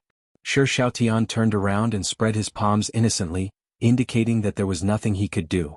He then pointed to the wall. It seemed like he was asking if they should climb over the wall. Do I look like someone who would do that kind of sneaky thing? Yu Qianzhou sneered. He squinted his eyes and looked around. The Taoist temple was not big. It occupied a small hill. There was nothing special about the surroundings. He did not expect such a powerful cultivator to live here. Let me try. Yu Qianzhou glanced at the word Spirit Stone Temple on the Taoist temple. He walked to a millstone-sized blue stone opposite the door with his hands behind his back. The two brothers looked at each other, not knowing how he was going to knock. Damn it. I'm giving you face but you don't want it. Yu Qianzhou cursed under his breath. He stretched out his hand and lifted the 100-pound blue stone. Before the two brothers could react, they heard him shout, Get out here. The blue stone in his hand flew into the wall. Bang. A loud sound came from the courtyard. Dust flew everywhere. Even standing outside they could feel the ground shaking. The two brothers were dumbfounded. An angry voice came from inside. Who dares to cause trouble in my Spirit Stone Temple? You bastard. Yu Qianzhou replied in a loud voice. He hurriedly walked to the door of the Taoist temple and fiercely kicked it. With another bang, two pieces of the door directly flew in. You're courting death. Following the angry shout, a figure jumped over the wall and flew out. As soon as the person landed, he saw Xianxia. He pointed at him and scolded, "So it's you again. How dare you bring people here to fight? Do you want to die?" After saying that, he glanced at the other two. Xianxia was already scared stiff by Yu Qianzhou's actions. When he heard the person's words, he quickly knelt down and kowtowed. "Immortal Master, please forgive me. Immortal Master, please forgive me." The younger brother saw his older brother's actions and frowned. He pulled him up and shouted, "Big brother, you're giving the general's residence too much face. Putting on such a big show. I was wondering what kind of bullshit immortal had such a high cultivation level. So it's just an old man at the 10th level." Yu Qianzhou laughed. With one look, he could tell that this person was also at the 10th level of the qi refining stage. The person who came had a sage-like appearance. He didn't look very old, about 40 years old. He had 3 long strands of beard and his face was flushed. If he held the green dragon crescent blade in his hand, he would look like Xuanhu from the TV shows in his previous life. The person who came was the temple's master, Spirit Stone Immortal. He was shocked when he saw the other two. Needless to say, Xianxia was also at the 10th level of the qi refining stage. However, he couldn't see through Yu Qianzhou. It didn't matter if he couldn't see through Yu Qianzhou's cultivation level. What was worse was that Yu Qianzhou could see through his cultivation level at a glance. This meant that Yu Qianzhou's cultivation level was higher than his. Moreover, both of them didn't look very old. To have such a cultivation level at such a young age, they must be disciples of some big sect. Although one couldn't judge one's age by appearance in the cultivation world, they were not people he could afford to offend. Thinking about this, the matter of him being hit by stones was already a small matter. Spirit Stone Immortal's expression changed. He quickly bowed to Yu Qianzhou and said, "I didn't know Senior was coming. Spirit Stone, please forgive me for my offense." Xianxia was stunned by Spirit Stone Immortal's respectful attitude. What would happen if even an immortal respected him? He looked at Yu Qianzhou with a fiery gaze. Being addressed as senior by such an old person was a little hard to accept. Yu Qianzhou thought about it and felt relieved. The cultivation world was a place where the strong preyed on the weak. Whoever was strong was awesome. Since the other party couldn't see through his cultivation level, it wasn't wrong to address him as senior. He smiled and said, "No need to be so polite. I have something to ask you." Spirit Stone Immortal nodded and said respectfully, "Senior, please come inside." Yu Qianzhou glanced at Xianxia, whose eyes were shining, and said to Lil Tian, "I'll be right back. You two wait for a moment." The two brothers agreed. Seeing how respectful their master was, the boy inside the door quickly ran back to prepare tea. The two brothers didn't wait for long outside the door. Suddenly they heard the sound of fighting coming from inside. Shocked, Xianxia flew into the courtyard. Chapter 31. Just as Xianxia landed in the courtyard, a figure flew out of the Taoist temple's main hall and landed in front of him. When he saw who it was, he was shocked. It was none other than Yu Qianzhou. Xianxia quickly helped him up. Then, Spirit Stone Immortal jumped out of the main hall's entrance. He pointed his sword at Yu Qianzhou and scolded, "I was wondering which expert came to cause trouble. So it's also a level 10 qi refinement cultivator. How dare you?" Xianxia, who had sneaked in, happened to see this scene. The thought that his master couldn't beat Spirit Stone Immortal appeared in his mind. Yu Qianzhou looked at his tattered robe and wiped the moisture from the corner of his mouth. The back of his finger was smeared with blood. He narrowed his eyes and sneered. When he and Spirit Stone entered, they were polite and asked some questions, and Spirit Stone Immortal answered them sincerely. It turned out that Spirit Stone Immortal had agreed to take Xianxia as his disciple, but it wasn't because he had a cultivation bone. In fact, Xianxia didn't have a spirit root. Spirit Stone Immortal only took a fancy to his identity and wanted to use him to do things in the secular world. Later, when he heard that there was an immortal hiding in his house, Spirit Stone Immortal immediately gave up on the idea. He was afraid of getting into trouble. Unexpectedly, this Spirit Stone had an extraordinary background.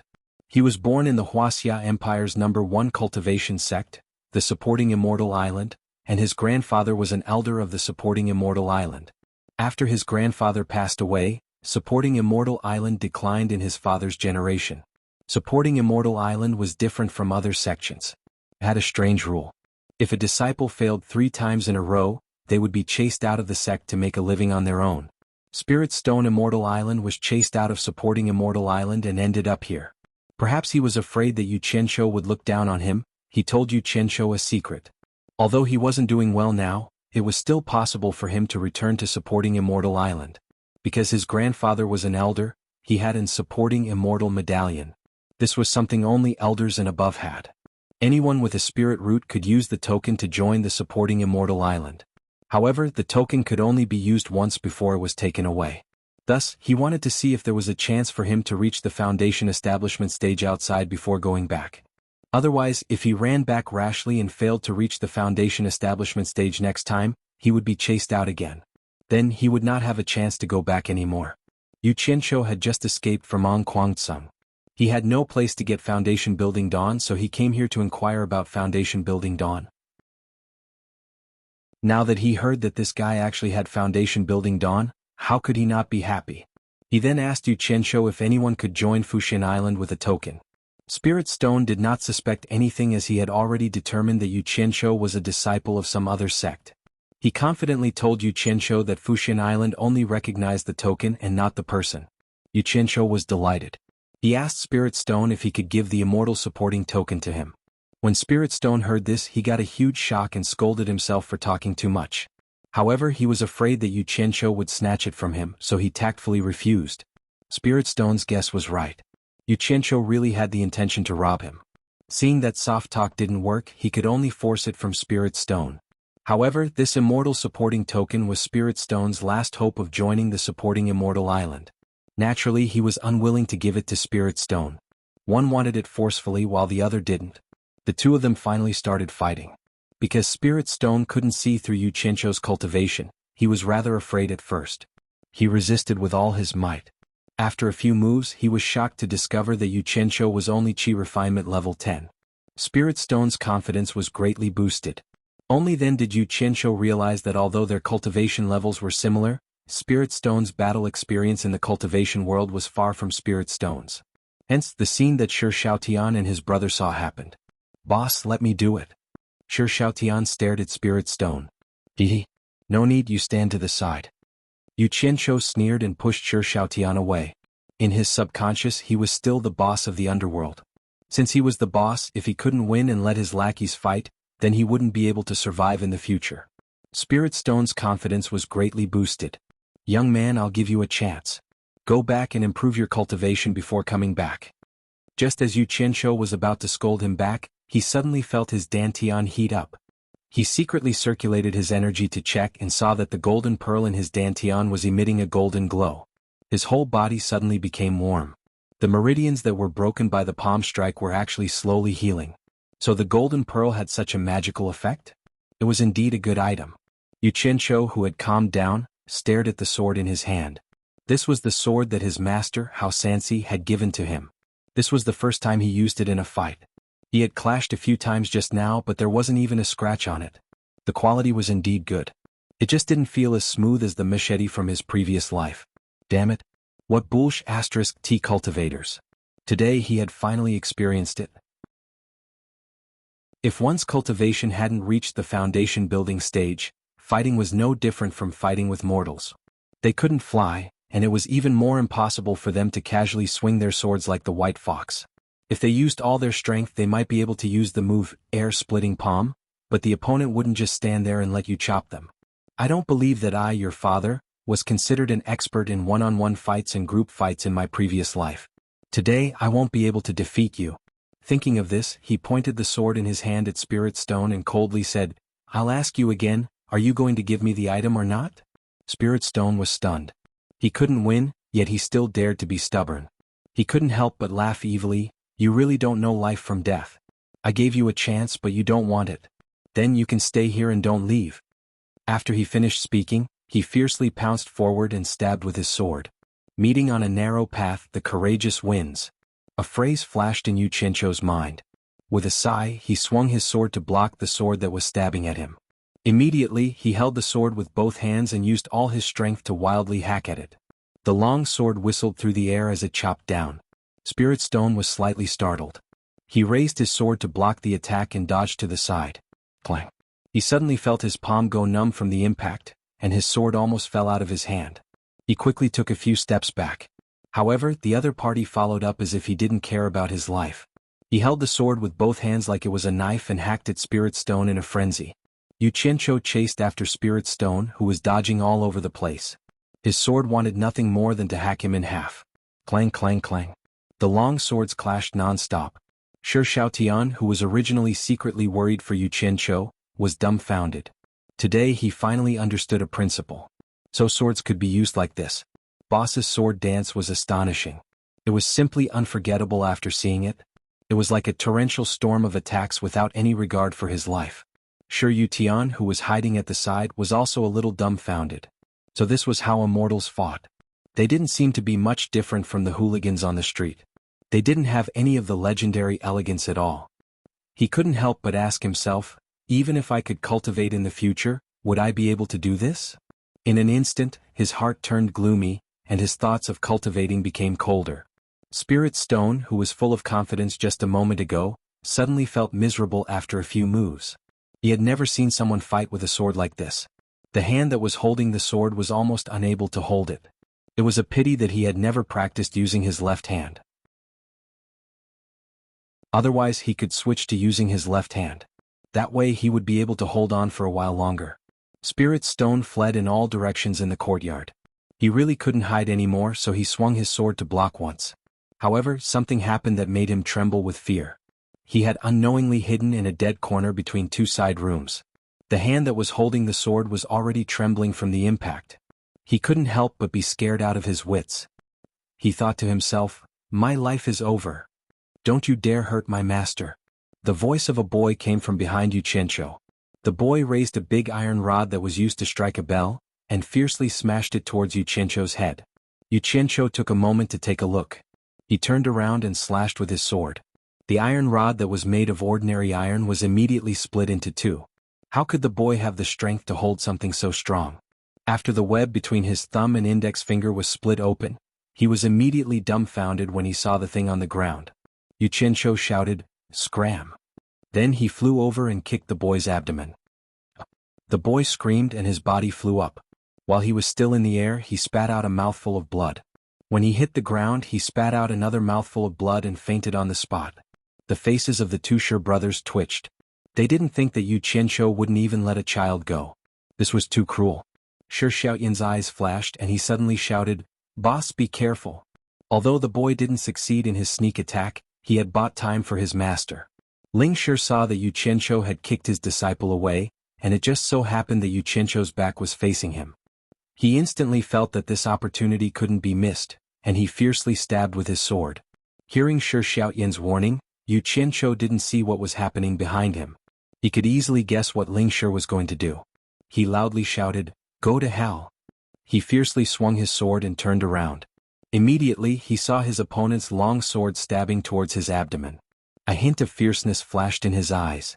Ignoring the sword that was stabbing towards him, he gripped his sword with both hands and ruthlessly chopped at his opponent's head. Oh! Shi Xiaotian couldn't help but scream when he saw that his boss was going to suffer serious injuries even if he didn't die. He still wanted to take his opponent's life. However, he didn't know that Ling Shi was even more shocked. He thought that even if he couldn't kill his opponent, he could still force him to retreat and create an opportunity for himself to escape. However, this guy was simply a lunatic and didn't care about life or death at all. "I have a feud with you for killing my father. Is it worth it for you to do this?" As this thought flashed through his mind, Ling Shi hurriedly withdrew his sword and fiercely retreated. Bang! Xianxia went berserk. He couldn't control his sword, and the corner of the wall on one side of the room collapsed, nearly burying Ling Shi. The latter trembled with fear as he looked behind him. There was no way out anymore. In front of him, Xianxia stepped on the collapsed brick wall and passed through the rising dust. Wielding his sword, he pressed forward with a murderous aura. Fight! Ling Shi fiercely brandished his sword and stabbed forward. A cold light flashed before his eyes, and with a clang, the sword in his hand trembled. Then it disappeared without a trace. A cold sword was placed against his neck. "Stop. I'll give it to you," Ling Shi hurriedly shouted. Xianxia cackled and said, "Even if I kill you, the item will still be mine." Ling Shi bitterly smiled. "If you kill me, I guarantee that you won't be able to find it. The item has been hidden by me." Xianxia frowned and stared at Ling Shi for a while. Suddenly he withdrew the sword against Ling Shi's neck and said coldly, "Stop wasting time. Hand over the item and I won't kill you."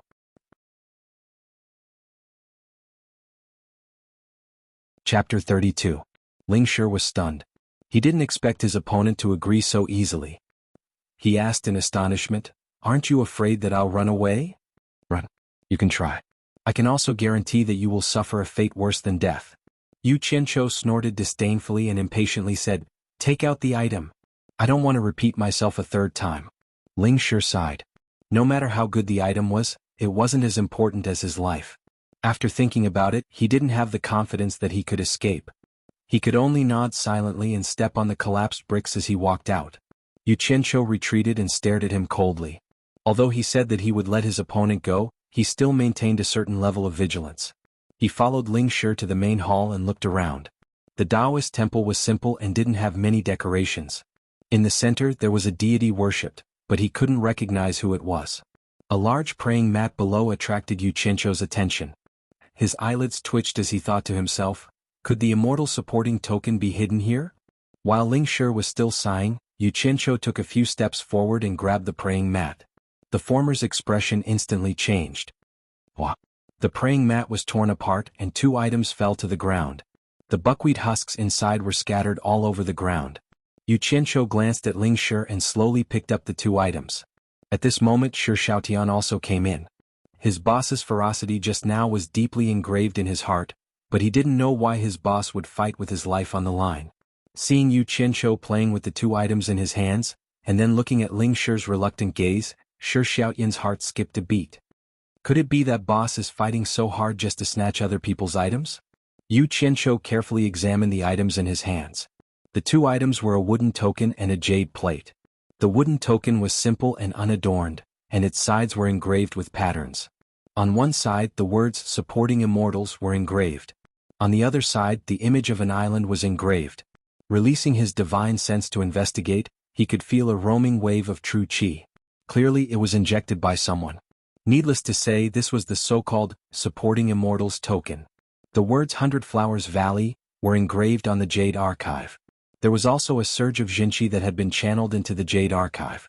There was nothing special about the rest of it and no one knew what it was used for. Yu Qianqiu looked at the spirit stone and asked, "What is this thing used for?"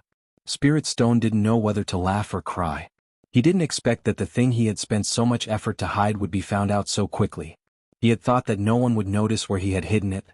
Hearing Yu Qianqiu's question and looking at the thing in his hand, he was slightly taken aback. "You don't even know about the 100 Flowers Valley? Is it famous?" Holding the Jade Archive, Yu Qianqiu gave Xiaotian a questioning look. The latter also shook his head, indicating that he didn't know. He couldn't help but ask in a deep voice, "Am I asking you or are you asking me?" Spirit Stone was taken aback. He thought to himself that he had tolerated it. It was his own fault for not being able to defeat Xiaotian. Sighing, he explained, "This is the entrance token to the 100 Flowers Valley. The 100 Flowers Valley is a marketplace for cultivators of the Wuxia Empire. As long as you can afford it, you can buy almost anything there. You can also exchange items for items of similar value." "That's a good place. Give me the 100 Flowers token as well," Yu Qianqiu said indifferently. Spirit Stone exclaimed, "What's the use of my 100 Flowers token? This thing is just a proof to avoid being interrogated when entering the 100 Flowers Valley in the future. Any cultivator who enters or exits the 100 Flowers Valley, regardless of their level, can register and claim it. It's useless to take someone else's token." "I see." Yu Qianqiu nodded and asked, "Where are the locations of Fuxian Island and the 100 Flowers Valley?" "You don't even know this?" Spirit Stone looked at him as if he was looking at an idiot. He really wondered if Yu Qianqiu was a cultivator. "What? You have a problem with that? Don't you know what it means to be shameless to ask your subordinates?" Although Yu Qianqiu said so, he was also lamenting in his heart that he was indeed inexperienced. He was a complete rookie in the cultivation world. Rolling his eyes at Spirit Stone, he thought to himself, "This guy is a little useful." Spirit Stone decided not to say it. He thought, "Whatever you say is right, why should I ask for a rebuff?" Yu Qianqiu rubbed his chin and paced around. He thought for a while and said to Xiaotian, "Xiaotian, I'm leaving." "Where are you going?" "The 100 Flowers Valley or Fuxian Island." "I'm going too." Sure, Xiaotian said. Yu Qianqiu smiled and said, there's only one Fuxin token. You go back first. After I find the Foundation Establishment pill, I'll come find you. Don't worry. I won't forget you. Sure, Xiaotian was silent. After a long time he nodded and said, I understand. I'll wait for you. Boss, be careful. After that, he walked out of the main hall and called his big brother who was hiding at the side. Spirit Stone saw the boy lying on the ground. He went to check but there was no breath. Yu Qianqiu kicked him to death. Spirit Stone shook his head and sighed. Is he dead? Yu Qianqiu asked indifferently. Spirit Stone nodded his head heavily. It could be seen that he wasn't very sad.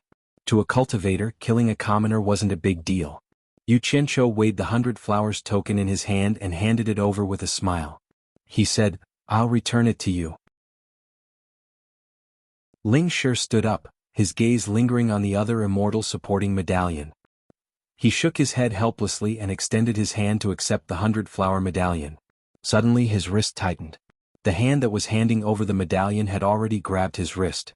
Ling Shi turned pale with fright and shouted angrily, You didn't keep your word.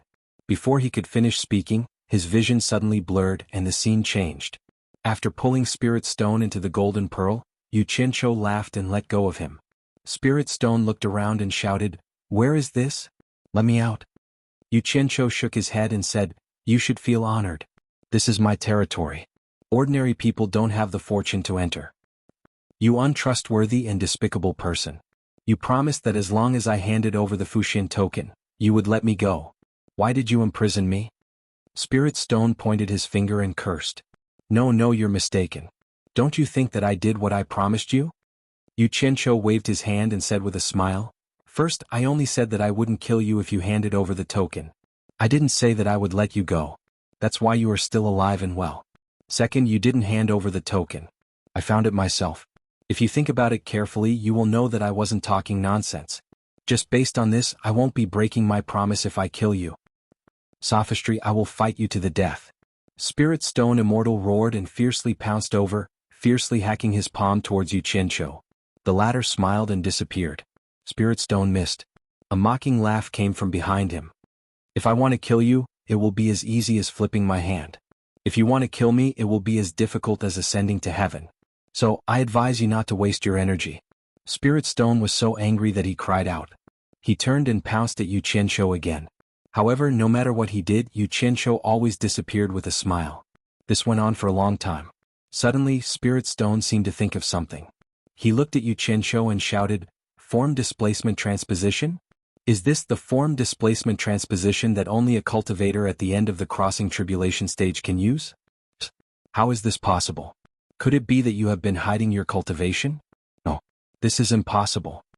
Although Spirit Stone said it was impossible, after he calmed down he felt a little afraid. Regardless of whether this was really form displacement transposition with Xiao Chen's cultivation, killing him would be as easy as flipping his hand. It turned out that Xiao Chen had been playing with him in the Taoist temple. Thinking of this, Spirit Stone's heart turned cold. Finally, he lowered his hands, no longer thinking of fighting with his life on the line. Of course, Yu Qianqiu wouldn't tell him that he could go wherever he wanted here. He smiled mysteriously and said, knowing that it's impossible but not doing it. This is what a smart person would do. Spirit Stone Immortal, go over there and see what's over there. After saying that, he pointed at a mountain of cloth bags. Spirit Stone raised his head and looked in the direction he was pointing. He looked at Xiao Chen suspiciously. In the end, he walked to the foot of the mountain. Many of the cloth bags were open, revealing spirit stones. It was as if they were things that no one wanted and were casually thrown there. Could this mountain be made of spirit stones? Spirit Stone Immortal was shocked. He had never seen so many spirit stones before. Yu Qianqiu suddenly appeared beside him and said with a smile, That's right.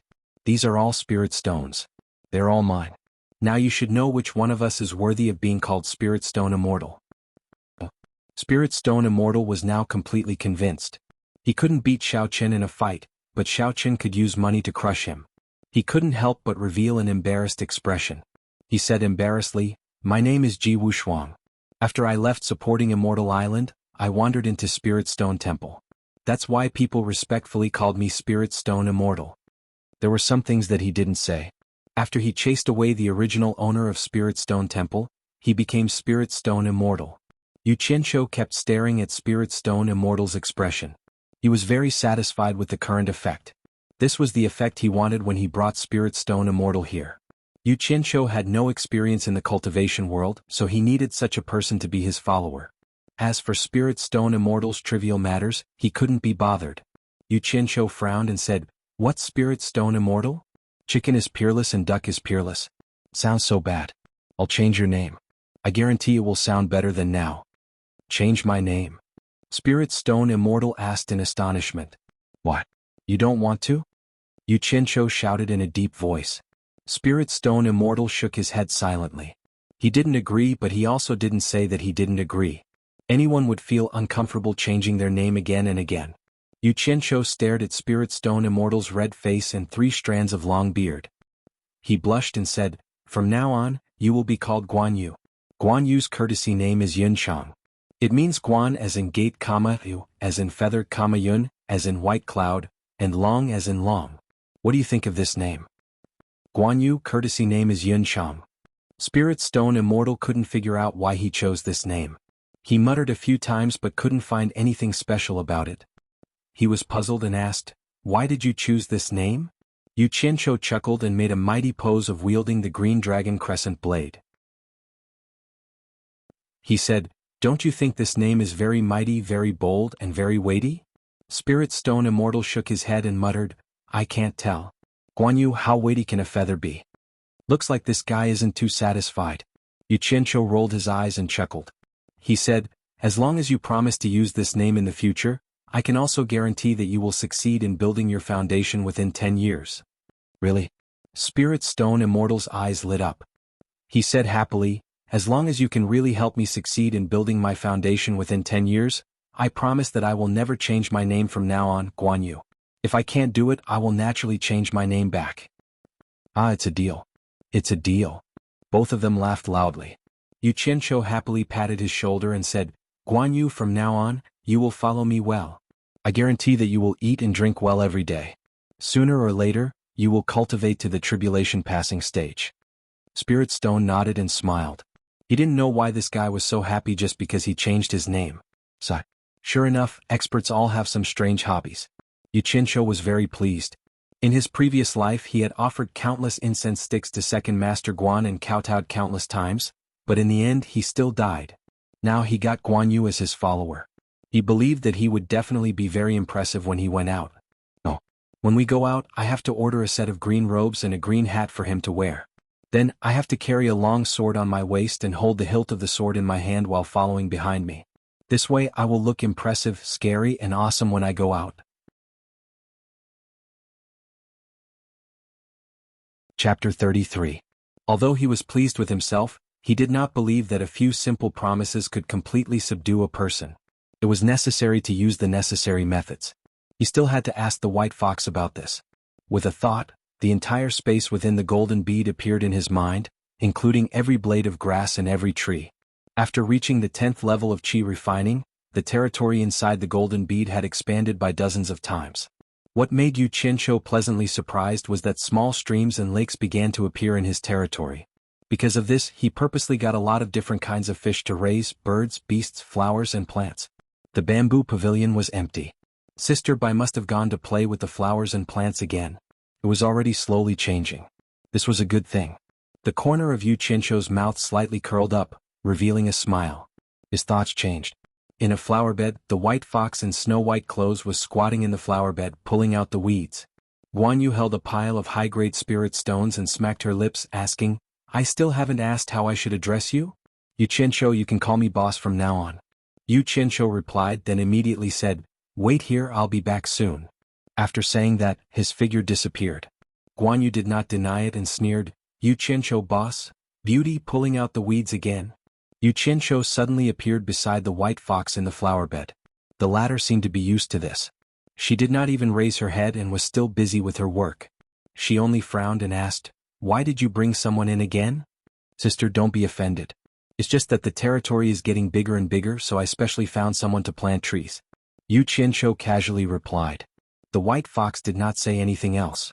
The former squatted beside her and smiled. "Sister, let me ask you something. I want to control someone and make him loyal to me. Do you have any ideas? The white fox stopped what she was doing and frowned. Who do you want to control? It's this guy I brought in. Just now we were fighting with our lives on the line outside. Your little brother almost died in his hands. I brought him in here. If he can't beat me, he'll surrender. But who knows if he's sincere or just pretending? Xianxia said worriedly. White Fox's complexion changed when she heard that her brother had almost been killed. She raised her beautiful face and saw that the corner of Xianxia's mouth was clearly stained with blood. His clothes were also torn. It was obvious that he had fought with someone and was injured. She immediately snorted coldly and disappeared. Xianxia was startled. Suddenly a scream came from afar. While he was still in shock, the white fox appeared out of nowhere with a low-grade spirit stone in her hand. She said coldly, I've trapped his xuanhuan here, you can use it without worry. If he dares to have any other thoughts, I'll make him suffer a fate worse than death. After he finished speaking, a ball of flames appeared in his hand and wrapped around the spirit stone. Immediately a series of wails came from afar. The flames disappeared and the wailing stopped. The white fox placed the spirit stones into the small sachet on its waist. Oh my God! So powerful. Luckily he didn't do anything to Sister White. Otherwise if he did it would be fun.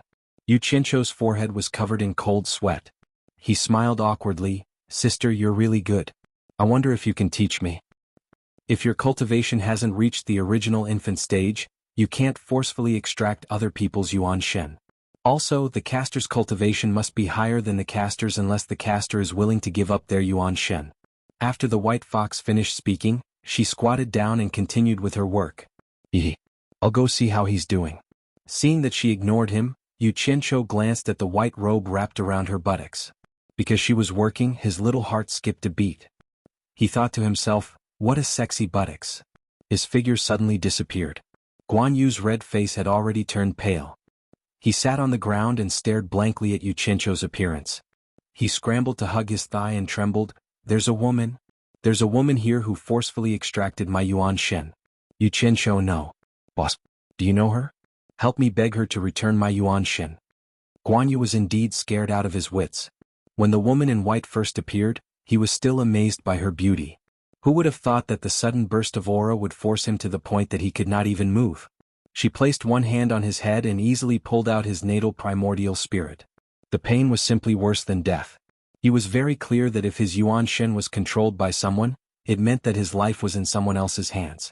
If that person was unhappy, he wouldn't even be able to run. Xianxia cried out in alarm, Your natal primordial spirit was also extracted? Guan Yu's trembling body stopped. He slowly raised his head and said in shock, Is your xuanhuan also? AI. Who said it wasn't? Xianxia shook his head and helped Guan Yu up. But you don't need to worry. She's my big sister. Since you're one of my people now, I can guarantee that you won't be in danger with your primordial spirit trapped in her hands. What? She's your sister. Guan Yu screamed and pushed him away. He shouted, She's your sister. Of course you don't have to worry.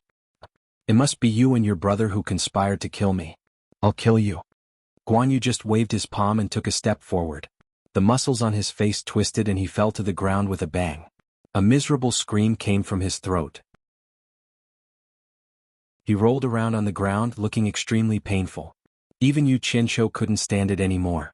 The white fox's voice came from the air. If you dare to have any evil intentions towards my brother again, I'll make your life worse than death. I won't dare. Guan Yu used all his strength to choke out. Then, his body loosened and he laid on the ground again. It was indeed a good way to control people. But he couldn't discourage him from doing things for him in the future. Xianxia stared at him. After confirming that he was fine, he sighed. Yinchang, you're too impulsive. Do you still remember that 10th level qi refining cultivator who called me boss? Just like you, his xuanhuan was also extracted by my sister. But he knew how to behave. He knew that my sister liked to take care of flowers and plants. Look at the flowers and trees here. They were all done by him. Guess what happened in the end? My sister was happy and returned his xuanhuan. Now he's alive and well. Yinchang, you're worth learning from. Guan Yu, who had been staring at him with dead fish eyes, moved his eyeballs. There was some spirit in them. His Adam's apple trembled as he said, You're not lying to me? He struggled to get up. Xianxia rolled his eyes at him and snorted. Do I look like the kind of person who would lie to people so easily? Guan Yu's gaze fell on the forest. He realized that those trees were indeed not native. There were obviously traces of them being transplanted. He nodded thoughtfully. Do you know why I named you Guanyu? Yu Qianzhou asked. Seeing him shake his head, he asked again, do you know that there are other empires outside of the Wuxia Empire? The latter nodded, indicating that he knew. He asked again, then have you been there? The latter still shook his head. Yu Qianzhou heaved a sigh of relief. He sighed. Let me tell you a story. In the Far East there was an empire whose regime had decayed. There was a scene of warlords fighting for power. At that time there were 3 heroes named Liu Bei, Guanyu and Zhang Fei. The 3 of them became sworn brothers in the Peach Garden. Guanyu beheaded Yan Liang and Wen Chou. Guanyu was in the Chao camp, but his heart was in the Han camp. Guanyu protected his sister-in-law 1,000 miles away, overcame 5 passes and beheaded 6 generals. Guanyu dragged his blade to subdue Huang Zhong. Guanyu went to the battle alone.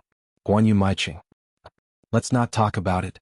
Anyway, in the end, Guanyu became a well-known hero in the empire. He was a courageous and loyal hero. Every family offered incense and worshipped him, and people called him Second Master Guan. After he finished, he thought to himself that it was a close call. He almost told them about how Guanyu was beheaded. Seeing Yu Qianzhou narrate the story so vividly, Guanyu's chest heaved. He stood up and stared at Yu Qianzhou, scaring the latter. He said slowly, "You're not lying to me, are you? Is there really such a hero? What? Am I the kind of person who would lie to others? I swear to God, if I made up Guanyu's story, I curse myself to be struck by lightning and die a horrible death." Yu Qianzhou patted his chest and swore. He thought to himself, I don't know if Guanyu's story is true or not, but I definitely didn't make it up. Since there really is such a heroic person, it's not wrong for me to take his name, it's also fitting. From now on I'll be called Guanyu Guanyunshang. After he finished, he stroked his long beard and made a signature gesture of the Guan family that Yu Qianzhou had mentioned. It was quite similar. Chapter 34. Don't talk about useless things. Guan Yunshang did it, not said it. Yu Qianzhou pulled Miao Yi out of the Golden Pearl and back to the Taoist Temple of Spirit Stones. He took out the Jade Archive and handed it to Miao Yi, saying, "First, take me to 100 Flowers Valley for a stroll." Guan Yu took it and saw that the Taoist priest was about to leave. He heaved a long sigh and said, "Wait." Then he walked over to the boy who had been dead for a long time and carried him to the back of the hall to bury him. Yu Qianzhou nodded, thinking that he had some humanity. When the 2 of them reached the foot of the mountain, they found the horse still tied under the tree. Yu Qianzhou untied the reins and mounted it, saying, "Follow me." Then he urged the horse to gallop. "You want me to run on a horse?" Guan Yu's red face was clouded, but his primordial spirit was in the hands of his sister, so he didn't dare to act rashly. He raised his jinshi to the limit, leaped up and followed. Yu Qianzhou didn't lead him anywhere else but back to the capital. They didn't go back to the Pillar of State General's mansion though. The 2 of them changed out of their tattered clothes and redressed themselves. At Guan Yu's request, Yu Qianzhou spent a lot of effort to dress him up as the Guan Yu from the 3 kingdoms. Guan Yu stood there with a green hat and green robes, a long sword at his waist, and his hand on the hilt of the sword. What an imposing sight. Yu Qianzhou's eyes shone with a strange light. He really was a living Yunshang Guan. But when he thought about how this Guan Yu used to be a Taoist priest and swindled people, he couldn't help but laugh. The owner of the tailor's shop couldn't help but praise, "Sir, you have a good look." Guan Yu couldn't contain his joy, and called for the owner to bring him a bronze mirror. As expected, a red-faced Guan Yu appeared in the mirror, wearing a green robe and a green hat, holding a long sword in his hand. His eyes were closed, but he didn't look angry. He almost couldn't recognize himself. After exiting the tailor's shop, Guan Yu followed beside Yu Qianzhou. He was secretly trying to figure out Yunshang's unparalleled demeanor that boss had mentioned. He held the hilt of his sword and walked forward with his head held high and chest puffed out. When the passers-by saw this, they all looked over and whispered, "This person really looks mighty and extraordinary." Guan Yu's gaze was even more focused. Yu Qianzhou turned his head and took a glance. He was overjoyed and thought to himself, "Who's as awesome as I am, leading Guan Yu around on the streets?"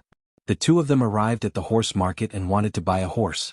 After walking around the horse market a few times, Guan Yu still couldn't find a horse that he was satisfied with. Yu Qianzhou became a little impatient and shouted, "Is there a need to go through so much trouble to choose a transportation tool?" Guan Yu stroked his long beard and said slowly, Didn't you say that Yunchang's horse is called Red Rabbit, and that it's a precious horse that can travel 1,000 miles in a day? Of course I have to choose a good horse. Yu Qianqiu rolled his eyes at him and felt a toothache. He blamed himself for reaping what he sowed and was completely speechless. In the end, they really couldn't find that so-called precious horse, so they could only choose a healthy one. Guan Yu sighed endlessly. The two of them got on the horse and went straight out of the city gate, leaving a trail of dust behind them. It was troublesome that he hadn't reached the foundation building stage. Otherwise, if he could fly on a sword, he wouldn't have to go through the pain of running around for days. 10 days later, Guan Yu led Yu Qianqiu to a forest deep in the mountains. Looking around, the mountain road ahead was rugged. It was already impossible to travel on a horse. Yu Qianqiu jumped off the horse and pointed to the depths of the clouds in front of them. He asked, "Is that the 100 Flowers Valley? It doesn't look like it. It's impossible to see people in the clouds." Guan Yu also got off the horse and smiled. After spending a few days with Yu Qianqiu, he found that he wasn't the kind of person that was hard to get along with, so he felt a lot more at ease.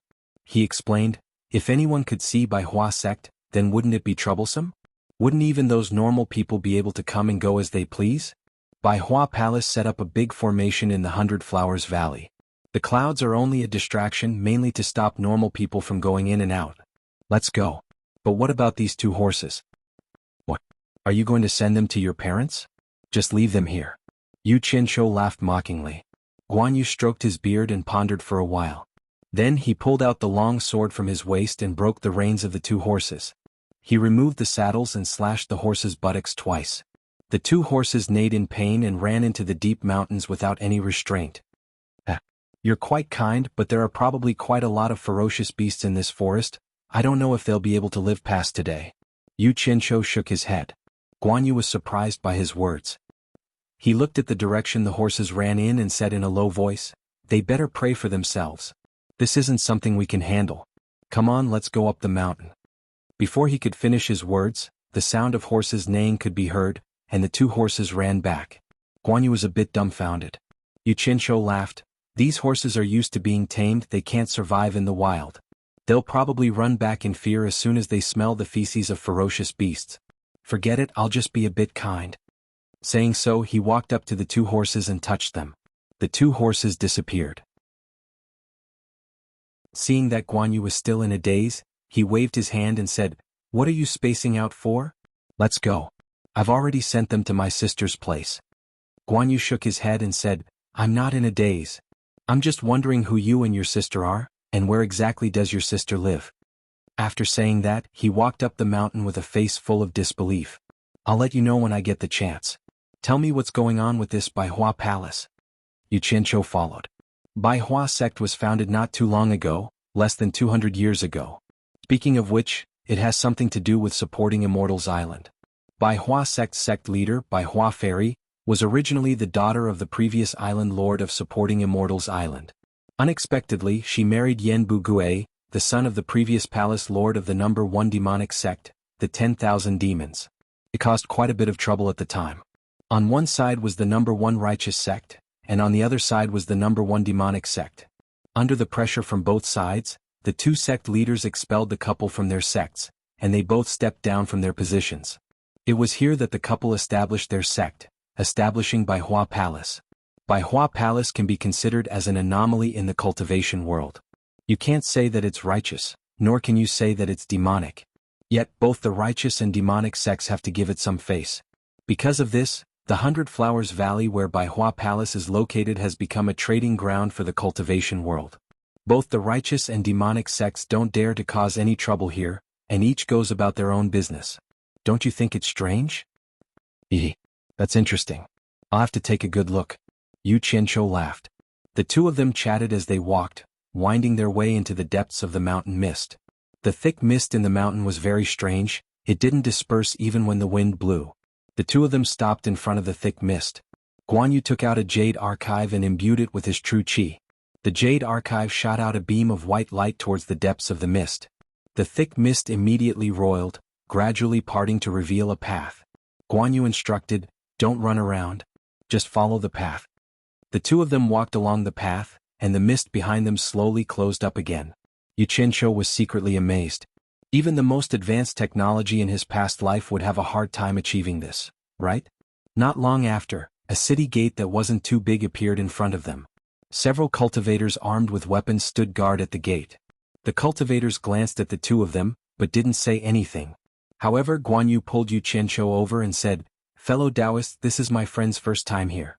He needs 100 flowers entrance token." A cultivator sitting behind a table glanced at Xianxia, then flipped open the booklet on the table. He picked up a brush and asked, "Name? Which sect?" "Xianxia. I'm a loose cultivator with no sect or sect." Xianxia answered unhurriedly. Before coming here, Guanyu had already informed him.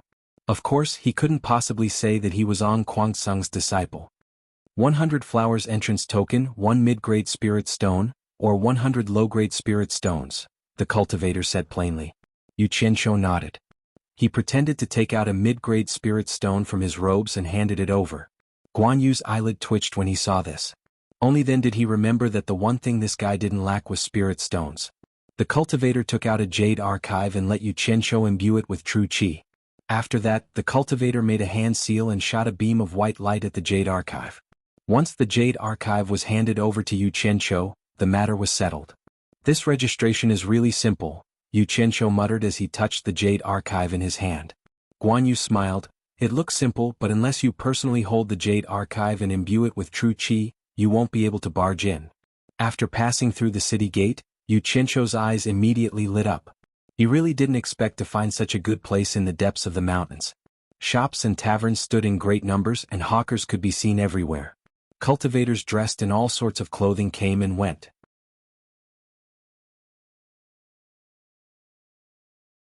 Chapter 35.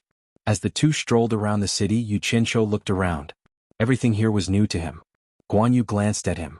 Although his anger had dissipated a lot after getting along with him for a while, he still couldn't help but take it to heart that his primordial spirit was controlled by someone else. He asked, "Are you going to take a look and leave, or are you going to stay here for a few days?" Xianxia was full of interest. He nodded and said, "Why do you want to leave when you just arrived? Stay a few more days. You're familiar with this place, where do you think is a good place to stay?" Guanyu inadvertently smiled and said, "Come with me." The two walked forward and passed by a big square. There were many people setting up all kinds of stalls. Guanyu brought him to the front of an inn. Xianxia looked around and discovered that the inn in front of him was probably the most imposing one he had seen so far. The signboard above the entrance read, "100 Flowers House." He didn't think too much about it and followed them in. As soon as they entered, a waiter came over and greeted them enthusiastically. "Two guests, are you going to eat or stay?" Xianxia looked at the waiter and found that he was also Qi training level 7. Guanyu went to the front of the counter and knocked, calling out, "Manager, give me 2 of the best rooms." The fat man who was busy at the counter hurried over. The fat man smiled and said, "The best room costs 10 mid-grade spirit stones a day, and 2 rooms cost 20 mid-grade spirit stones. May I know how long the 2 of you would like to stay?" "How many days?" Guanyu turned and asked. Xianxia was stunned for a while, then he frowned and said, "Are you kidding me? 2 rooms cost 20 mid-grade spirit stones a day? Disciples from normal sects can't even afford a day's stay even with half a year's worth of spirit stones?" The fat shopkeeper said, "Little brother, I'm afraid this is your first time here. Our 100 Flowers house was opened by the 100 Flowers Palace, and it's also the best inn in the entire 100 Flowers Valley. If you stay here you can rest in peace. No matter if it's the righteous Tao or the devil Tao, not many would dare to cause trouble here. Therefore 20 mid-grade spirit stones a day is definitely worth it." If no one dares to come and cause trouble, doesn't that mean there are still people who dare to come and cause trouble? Xianxia muttered. When he saw the manager's expression change, he thought about how it wasn't beneficial for him to offend the members of the Flower Palace since he'd just arrived here, so he could only change his words. "Then I'll stay for a day first." The shopkeeper's expression immediately relaxed and he said with a smile, "Then I'll give the 2 of you 2 superior rooms?" Xianxia nodded and pretended to put his hand into his empty lapel. He took out 2 handfuls of spirit stones and placed them on the counter. When the shopkeeper saw that he was able to grab 2 large handfuls of spirit stones from his flat clothes, he couldn't help but stare at him strangely. Xianxia's heart trembled, and he thought to himself that he would have to buy a storage bag to show off. After the shopkeeper registered, he called the waiter to bring the 2 of them upstairs. Xianxia inadvertently glanced at the strange smile on Guanyu's face. He was slightly startled, and he immediately understood what was going on. I was wondering why he brought me to such an expensive place. So it turns out that he has a problem with me. Damn it. Do you want me to lose some money? This isn't a good sign, and I have to put it out in time. The place that he spent a lot of money to stay in was indeed different. The items and furnishings in the room were really good. When he opened the window, he saw the square. Looking at the bustling square, Xianxia was in a good mood. The haze of being schemed against by Xuanhu had also lightened a little. The market of the cultivation world. Let's see what good things they have. Xianxia muttered a few words and he slowly walked out of the inn. He walked in the market with his hands clasped behind his back, looking at the vendors around him. If one didn't know the situation, who would know that this was the cultivation world? Xianxia slowly walked from stall to stall, but he didn't find many things that he recognized. When he arrived in front of a stall, he discovered that it was very quiet, completely different from the bustling surroundings. Suddenly, he saw that the table was filled with all kinds of talismans. He couldn't help but stop and ask, "Fellow Taoist, what are these used for?" The stall owner hurriedly stood up, pointed at the talismans and introduced, "These are smoke talismans. When you encounter danger, they can be used to escape. 1 low-grade spirit stone for 10 of them. These are fire talismans. When you throw one out, it can ignite a 1-meter-tall flame within a 3-meter radius. It can last for 10 breaths of time. 1 low-grade spirit stone for 1. These are arrow talismans. Within a 300-meter radius, it can hit anything. It can penetrate a 1-foot-thick brick wall. 2 low-grade spirit stones for 1. These are vajra talismans." The more Xianxia listened, the brighter his eyes became. These were simply good things that were necessary for murder and arson. He couldn't help but carefully size up the stall owner in front of him. He was a young man in his early 20s, a level 8 aura refining cultivator. "Fellow Taoist, do you want to buy them? If you buy more, you can get a lower price," the young cultivator sincerely asked. Xianxia smiled and asked, "Did you make all these yourself?" The young cultivator nodded and said, "I made them myself. This is a secret technique passed down in my family. If it wasn't for my lack of cultivation and the fact that I can't make more powerful talismans, I wouldn't have been reduced to selling these low-level talismans to make a living." Xianxia smiled and asked, "What's wrong? Don't you have any relatives in your family?" The young man sadly lowered his head and slightly shook it. "I want to buy them, but I don't know how effective they are," Xianxia said with a bit of hesitation. The young cultivator became a bit anxious and said, "Fellow Taoist, are you afraid that the talismans I make won't be effective because of my young age? If you don't believe me, we can find a remote place and try it." Xianxia rubbed his nose and muttered, "Then let's find a place and try it? If the effect is really good, then I want all of them." "Fellow Taoist, please wait a moment." Hearing that he wanted all the talismans if the effect was good, the young cultivator quickly packed up his stall and led Xianxia to the outskirts of the small town. Xianxia looked around and found that it was really remote. He nodded his head in satisfaction and said, "Fellow Taoist, try a few talismans." The young cultivator immediately took out a few different talismans from his bag and displayed them one by one in front of him. The effect was really good. Xianxia was very happy and couldn't help but feel strange and asked, "I see that your stall is deserted. It seems like there isn't even anyone looking. Could it be that the talismans you make are so unattractive?" The young cultivator slowly lowered his head and replied honestly, "This is the first day I've set up a stall here. Many people were very enthusiastic when they first saw the talismans, but once they heard that I made them, they didn't want to buy them. Because talismans are usually made by people with higher cultivation, so..." His voice lowered. Xianxia understood what he meant and thought that this unlucky child was too honest. Couldn't he just say that it was his father or master who made them? "Fellow Taoist, just treat it as helping me. You saw the power of my talismans earlier. Talismans of the same level aren't any weaker than others. If you buy more, I will definitely give you the lowest price. Otherwise, I won't even be able to pay for tomorrow's stall." The young cultivator said in a pleading tone, "All right. I want all of them." Xianxia patted his shoulder and said as he looked around. The young cultivator happily nodded his head. However, he heard the buyer pat his shoulder and say, "I want you too." Before he could react, he felt his vision blur.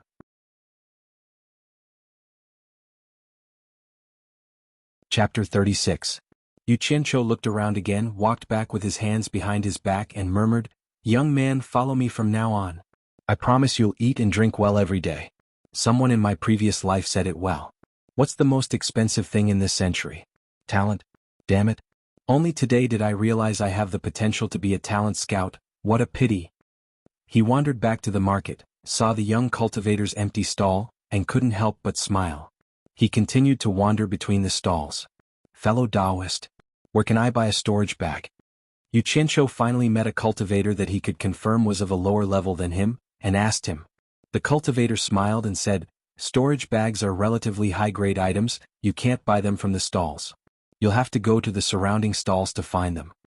Xianxia looked around at the well-decorated stalls, and cupped his hands in thanks. Passing through the square, he looked at the stalls one by one, and found that the items here were clearly marked, but the prices were indeed not comparable to the stalls outside, and some were even scarily expensive. After walking through a few stalls, he didn't find any storage bags, and under the guidance of others he finally found a shop called Hidden Secrets Pavilion, and indeed found the storage bag he wanted to buy. The shopkeeper inside greeted enthusiastically, fellow Taoist, what would you like to buy? Xianxia looked around and said, I want to buy a storage bag. The shopkeeper laughed and said, fellow Taoist, you've come to the right place. Our sex storage bags are famous in the cultivation world, they are durable, and one can be used for 100 or 200 years without a problem. How big do you want? Our store has storage bags that can hold up to 3 rooms. What's the price? Forget it, just give me the cheapest one. Xianxia said he was just using it for show anyway, there was no need to waste money, no matter how rich he was, he wouldn't do what that prodigal did.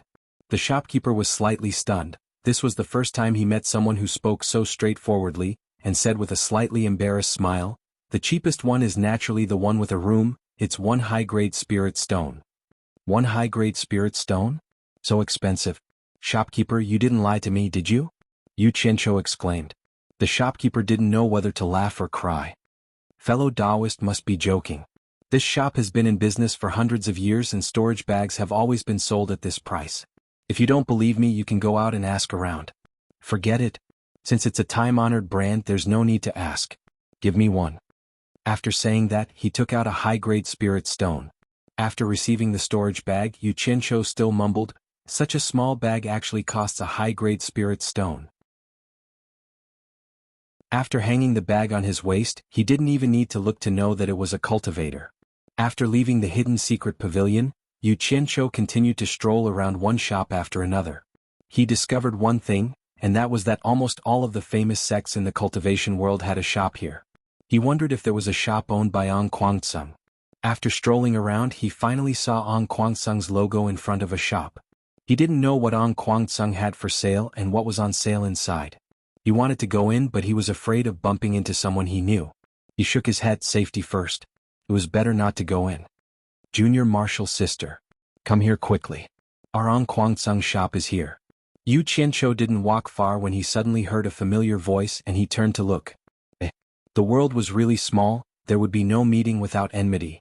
It was really an old acquaintance, the direct grandson of Ong Kwangsung's sect leader, Lu Jingguang. He didn't know who that junior martial sister was, but he felt that her back was somewhat familiar. After thinking for a while, he resisted the urge to go over and mock Lu Jingguang. Although this was 100 Flower Palace's territory, and no one dared to fight, he couldn't beat him. Running over to show off his tongue wasn't something a hero would do. After thinking about it, it would be better to wait until he had the strength to beat someone up in the future. The mountains didn't change and the rivers flowed, there would always be a time when he met him and took care of him. After strolling around the stalls for a while, he bought a bunch of things that he didn't know if they were useful or not. In any case, after buying things that he was interested in, the sky gradually darkened, and he slowly walked back to 100 Flower House. When he walked to Guan Yu's room, he found that Guan Yu was still sleeping soundly on the bed. He couldn't help but sigh. This was the sorrow of refining Qi level 10. If you couldn't break through to the foundation building stage, then what was the point of cultivating? It was no different from eating and waiting for death. Yunchang, wake up. This boss will take you to eat and drink. Xianxia used his foot to wake Guan Yu up. The two went downstairs of 100 Flower House and ordered a bunch of food. Looking at the table full of food, Xianxia ordered whatever was good. He might be stingy with other things, but he would never treat himself unfairly when it came to food. Drinking big bowls of wine and eating big pieces of meat, it felt so good. The stalls outside were lit up, and even the stalls in the square had become a night market. The two ate and drank, enjoying the scenery outside. Junior Martial Sister, come quickly. This is the best inn in the 100 Flowers Valley, 100 Flower House. "Manager, give me 2 of the best rooms." He heard that familiar voice again. Xianxia turned his head to look. It was really a small world for enemies. It was that guy Lu Jingguang again, leaning on the counter to pick a room. "Forget it, I'll just pretend I didn't see it." Just as Xianxia was about to look away, a young girl walked in the door and he couldn't look away. It was none other than the woman he was most familiar with in Quangsung, Chu Ping'er. As Chu Ping'er looked around and sized up 100 Flower House, she also saw that familiar face near the window. Chu Ping'er couldn't believe it. She thought to herself, "Am I seeing things? Isn't he dead?" The two just looked at each other. Xianxia pouted and gestured at Lu Jingguang. He put a finger in front of his mouth and made a shushing gesture. Chu Ping'er's face immediately lit up, and her eyes showed unconcealable excitement. The other party's actions undoubtedly proved his identity. She looked at Lu Jingguang and knew what he was referring to. She nodded slightly. The two booked a room and were brought upstairs by the staff. On the way upstairs, Chu Ping'er couldn't help but look at him again. Xianxia smiled and pointed at himself, then upstairs, telling her that he was also staying upstairs. Chu Ping'er walked up with light steps. Seeing that Lu Jingguang had also gone upstairs, Xianxia felt a chill run down his spine. He actually dared to get a room with his chick. He must be tired of living. Then he remembered that Lu Jingguang had booked 2 rooms and he felt a little better. However, he still couldn't swallow his anger. Guanyu used his chopsticks to knock on Xianxia's chopsticks. He smiled and said, "Boss, she's already upstairs. Are you still in a daze? What? Have you fallen for her?" Xianxia rolled his eyes at him. At this time, a guest at the table next to them turned around and said, "Young man, you have to look carefully. That's Quangsung's man. Quangsung is now a big deal. You can't just mess with him." Xianxia turned his head to look at the guest behind him, then glanced at the simple dishes on the table. He smiled and said, "If you don't mind, please come over and have a drink with me. I have something to ask." The person was a slightly sloppy old man. He laughed and said, "Then I won't stand on ceremony." He stood up. Xianxia smiled and stretched out his hand. "Please?" The old man came over and sat down. Xianxia poured him a glass of wine and toasted him together with Guanyu. After the old man ate a few mouthfuls of food, Xianxia said respectfully, "I heard from you that Quangsung is now a big deal. I'm ignorant, so I hope you can enlighten me."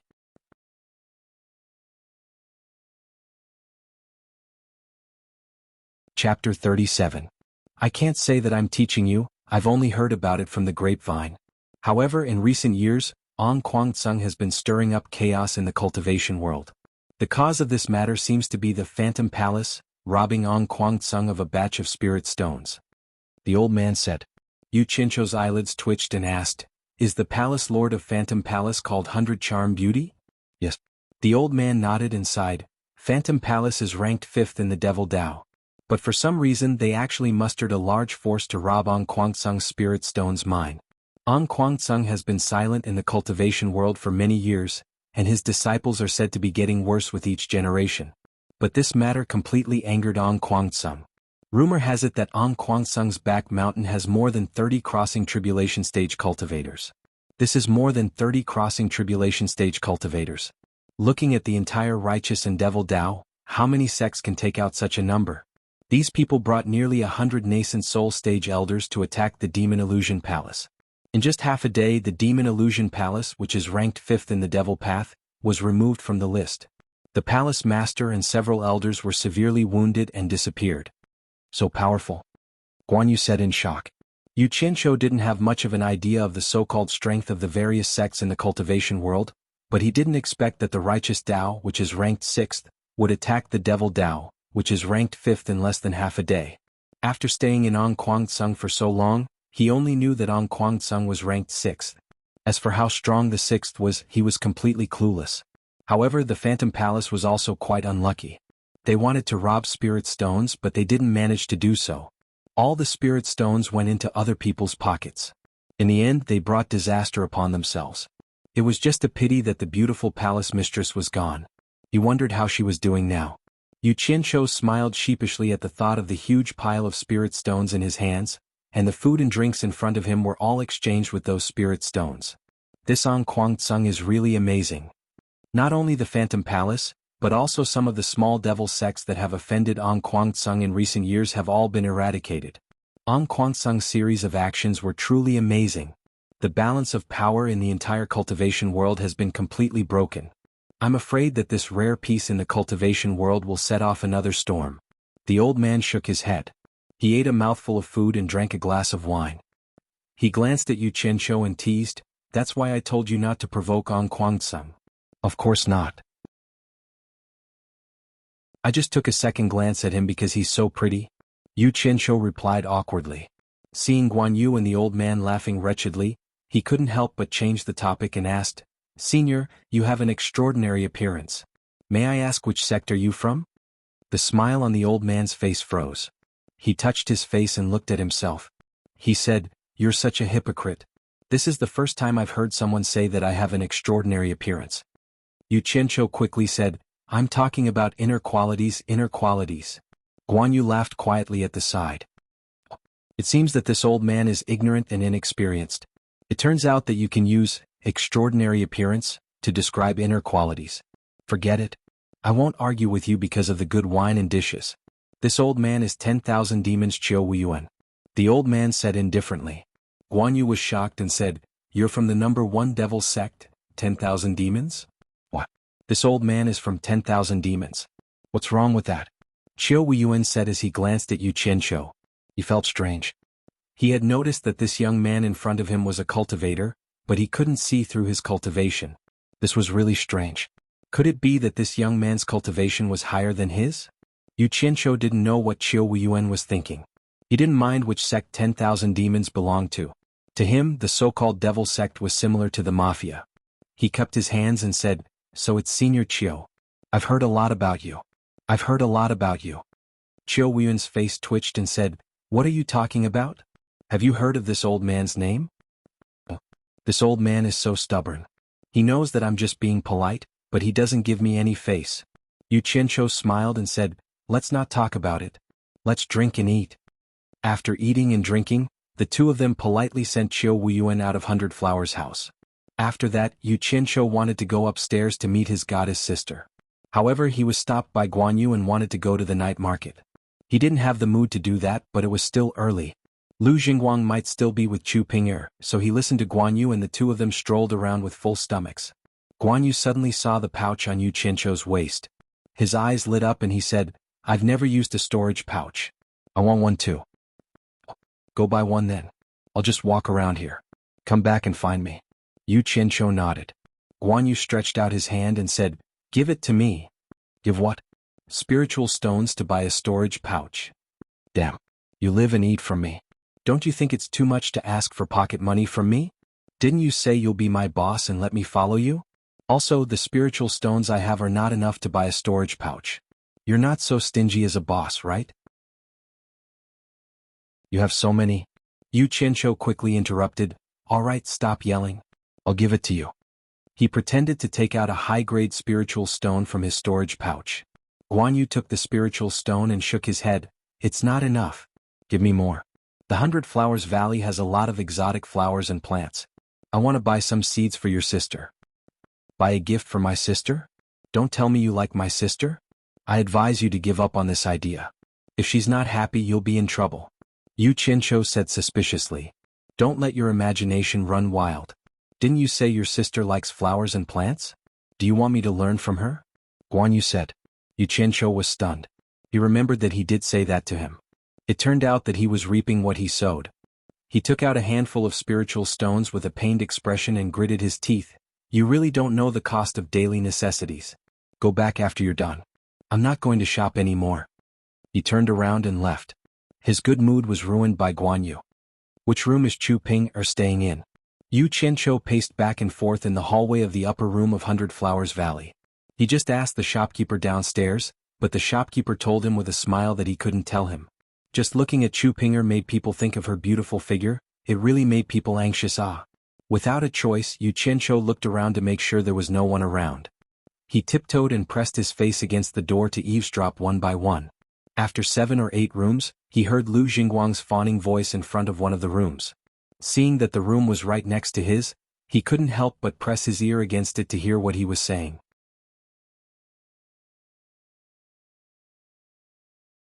Chapter 38. Inside the room, Chu Ping sat on both sides of a bright carved round table, quietly listening to Lu Jingguang's flattering words. Looking at Lu Jingguang's uncontrollable arrogant expression, she sighed in her heart. Was this still the senior brother Lu that she had dreamed of?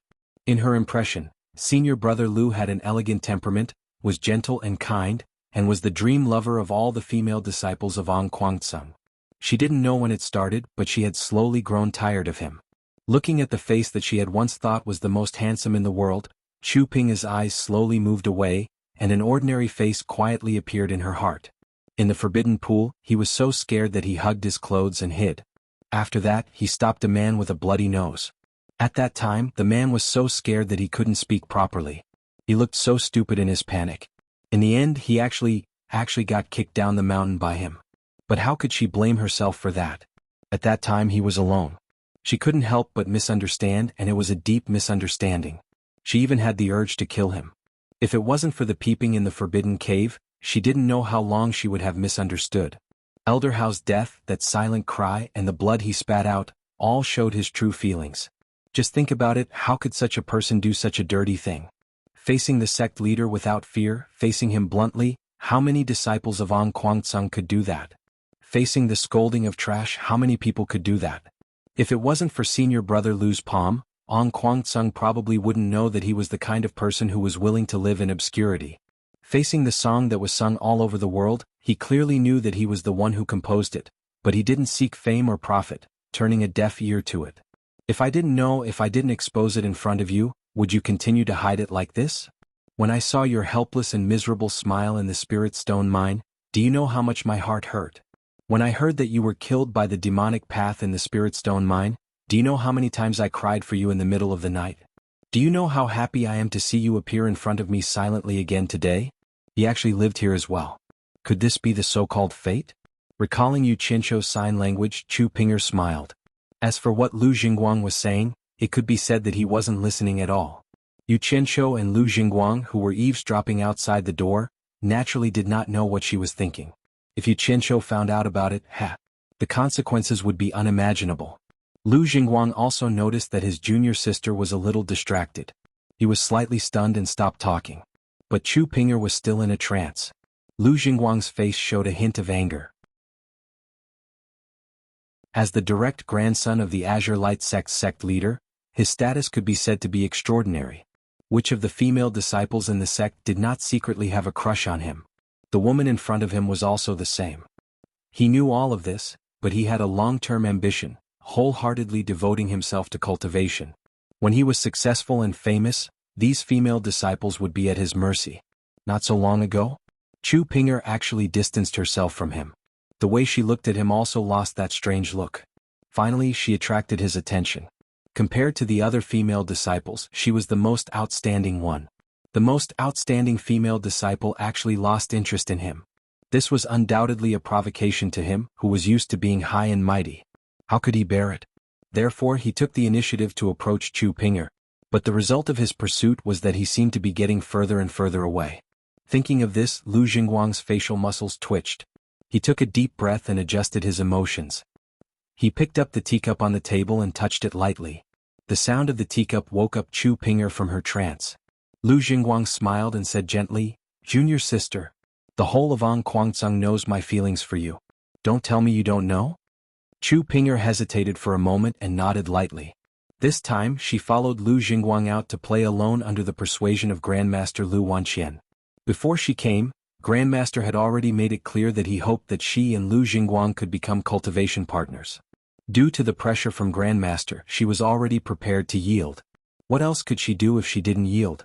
In Ong Kwangtsung, there were some things that a lowly disciple like her could not decide. But she never expected to meet Senior Uncle Yu, who should have been dead a long time ago here. "Bastard, you really want to woo my girl? How could you say such a disgusting confession? I'm so angry. My dear fairy sister, for the sake of the next generation of the cultivation world, you must hold your ground." Outside the door, Yu Qianzhou listened to her and cursed under his breath. Seeing that Chu Ping was unmoved, Lu Jingguang frowned and took out a long jade archive. He said, "Junior sister, take a look at this." Chu Ping reached out and took it. Turning it over and over, she said doubtfully, "It looks very ordinary. It's neither too long nor too short. I can't tell what's so special about it. Outside the door, Xianxia's expression changed. If it weren't for the fact that he couldn't defeat Lu Jingguang, he would have kicked the door open to see what the adulterous couple was up to. He thought to himself, Lu Jingguang, don't tell me you've even taken out the tool to carry on the family line. How *King shameless. What he heard next made him heave a sigh of relief. Junior sister. This jade archive is no ordinary item. I've heard that 3,000 years ago, there was a pill grandmaster in the cultivation world, right? This is the pill formula that countless generations of the pill grandmaster have painstakingly compiled. Lu Jingguang said. Pill formula? Chu Ping'er stared at the jade archive in her hand and exclaimed, is this the pill grandmaster who used to be the #1 sect of the righteous path for countless years? Wasn't it said that they were destroyed by the combined forces of the devil path 3,000 years ago? How could something that belonged to them fall into your hands? It was no wonder that Chu Ping'er was so shocked. Pill formulas were the most precious things in the cultivation world. A good pill formula was enough to set off a bloodbath in the cultivation world. Although absorbing the spiritual energy contained within spirit stones could increase one's cultivation, for those who had reached a certain level of cultivation, spirit stones weren't very useful. Things were different with a good pill formula. With a good pill formula, consuming one pill would be equivalent to a year of bitter cultivation or even several years. For cultivators, advancing from one stage to another was as difficult as ascending to the heavens. Just like how Xianxia needed a foundation-building pill to advance from the Qi training stage to the foundation-building stage. Although foundation-building pills were precious in the cultivation world, almost every sect had the pill formula to refine them. But what about pills that could allow one to advance from the core-bearing stage to the nascent soul stage, and the tribulation stage? Although every sect had their own secret recipes and treasured them like treasures, the effects of consuming them depended on one's luck. It seemed that only a small portion of people were lucky. From this, it could be seen how precious a good pill formula was in the cultivation world.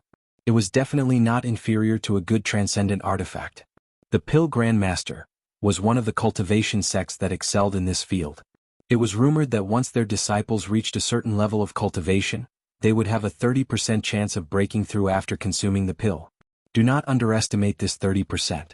If An Kuang-tsung had 100 original infant stage cultivators, and 30% of them broke through to the tribulation stage, what would that mean?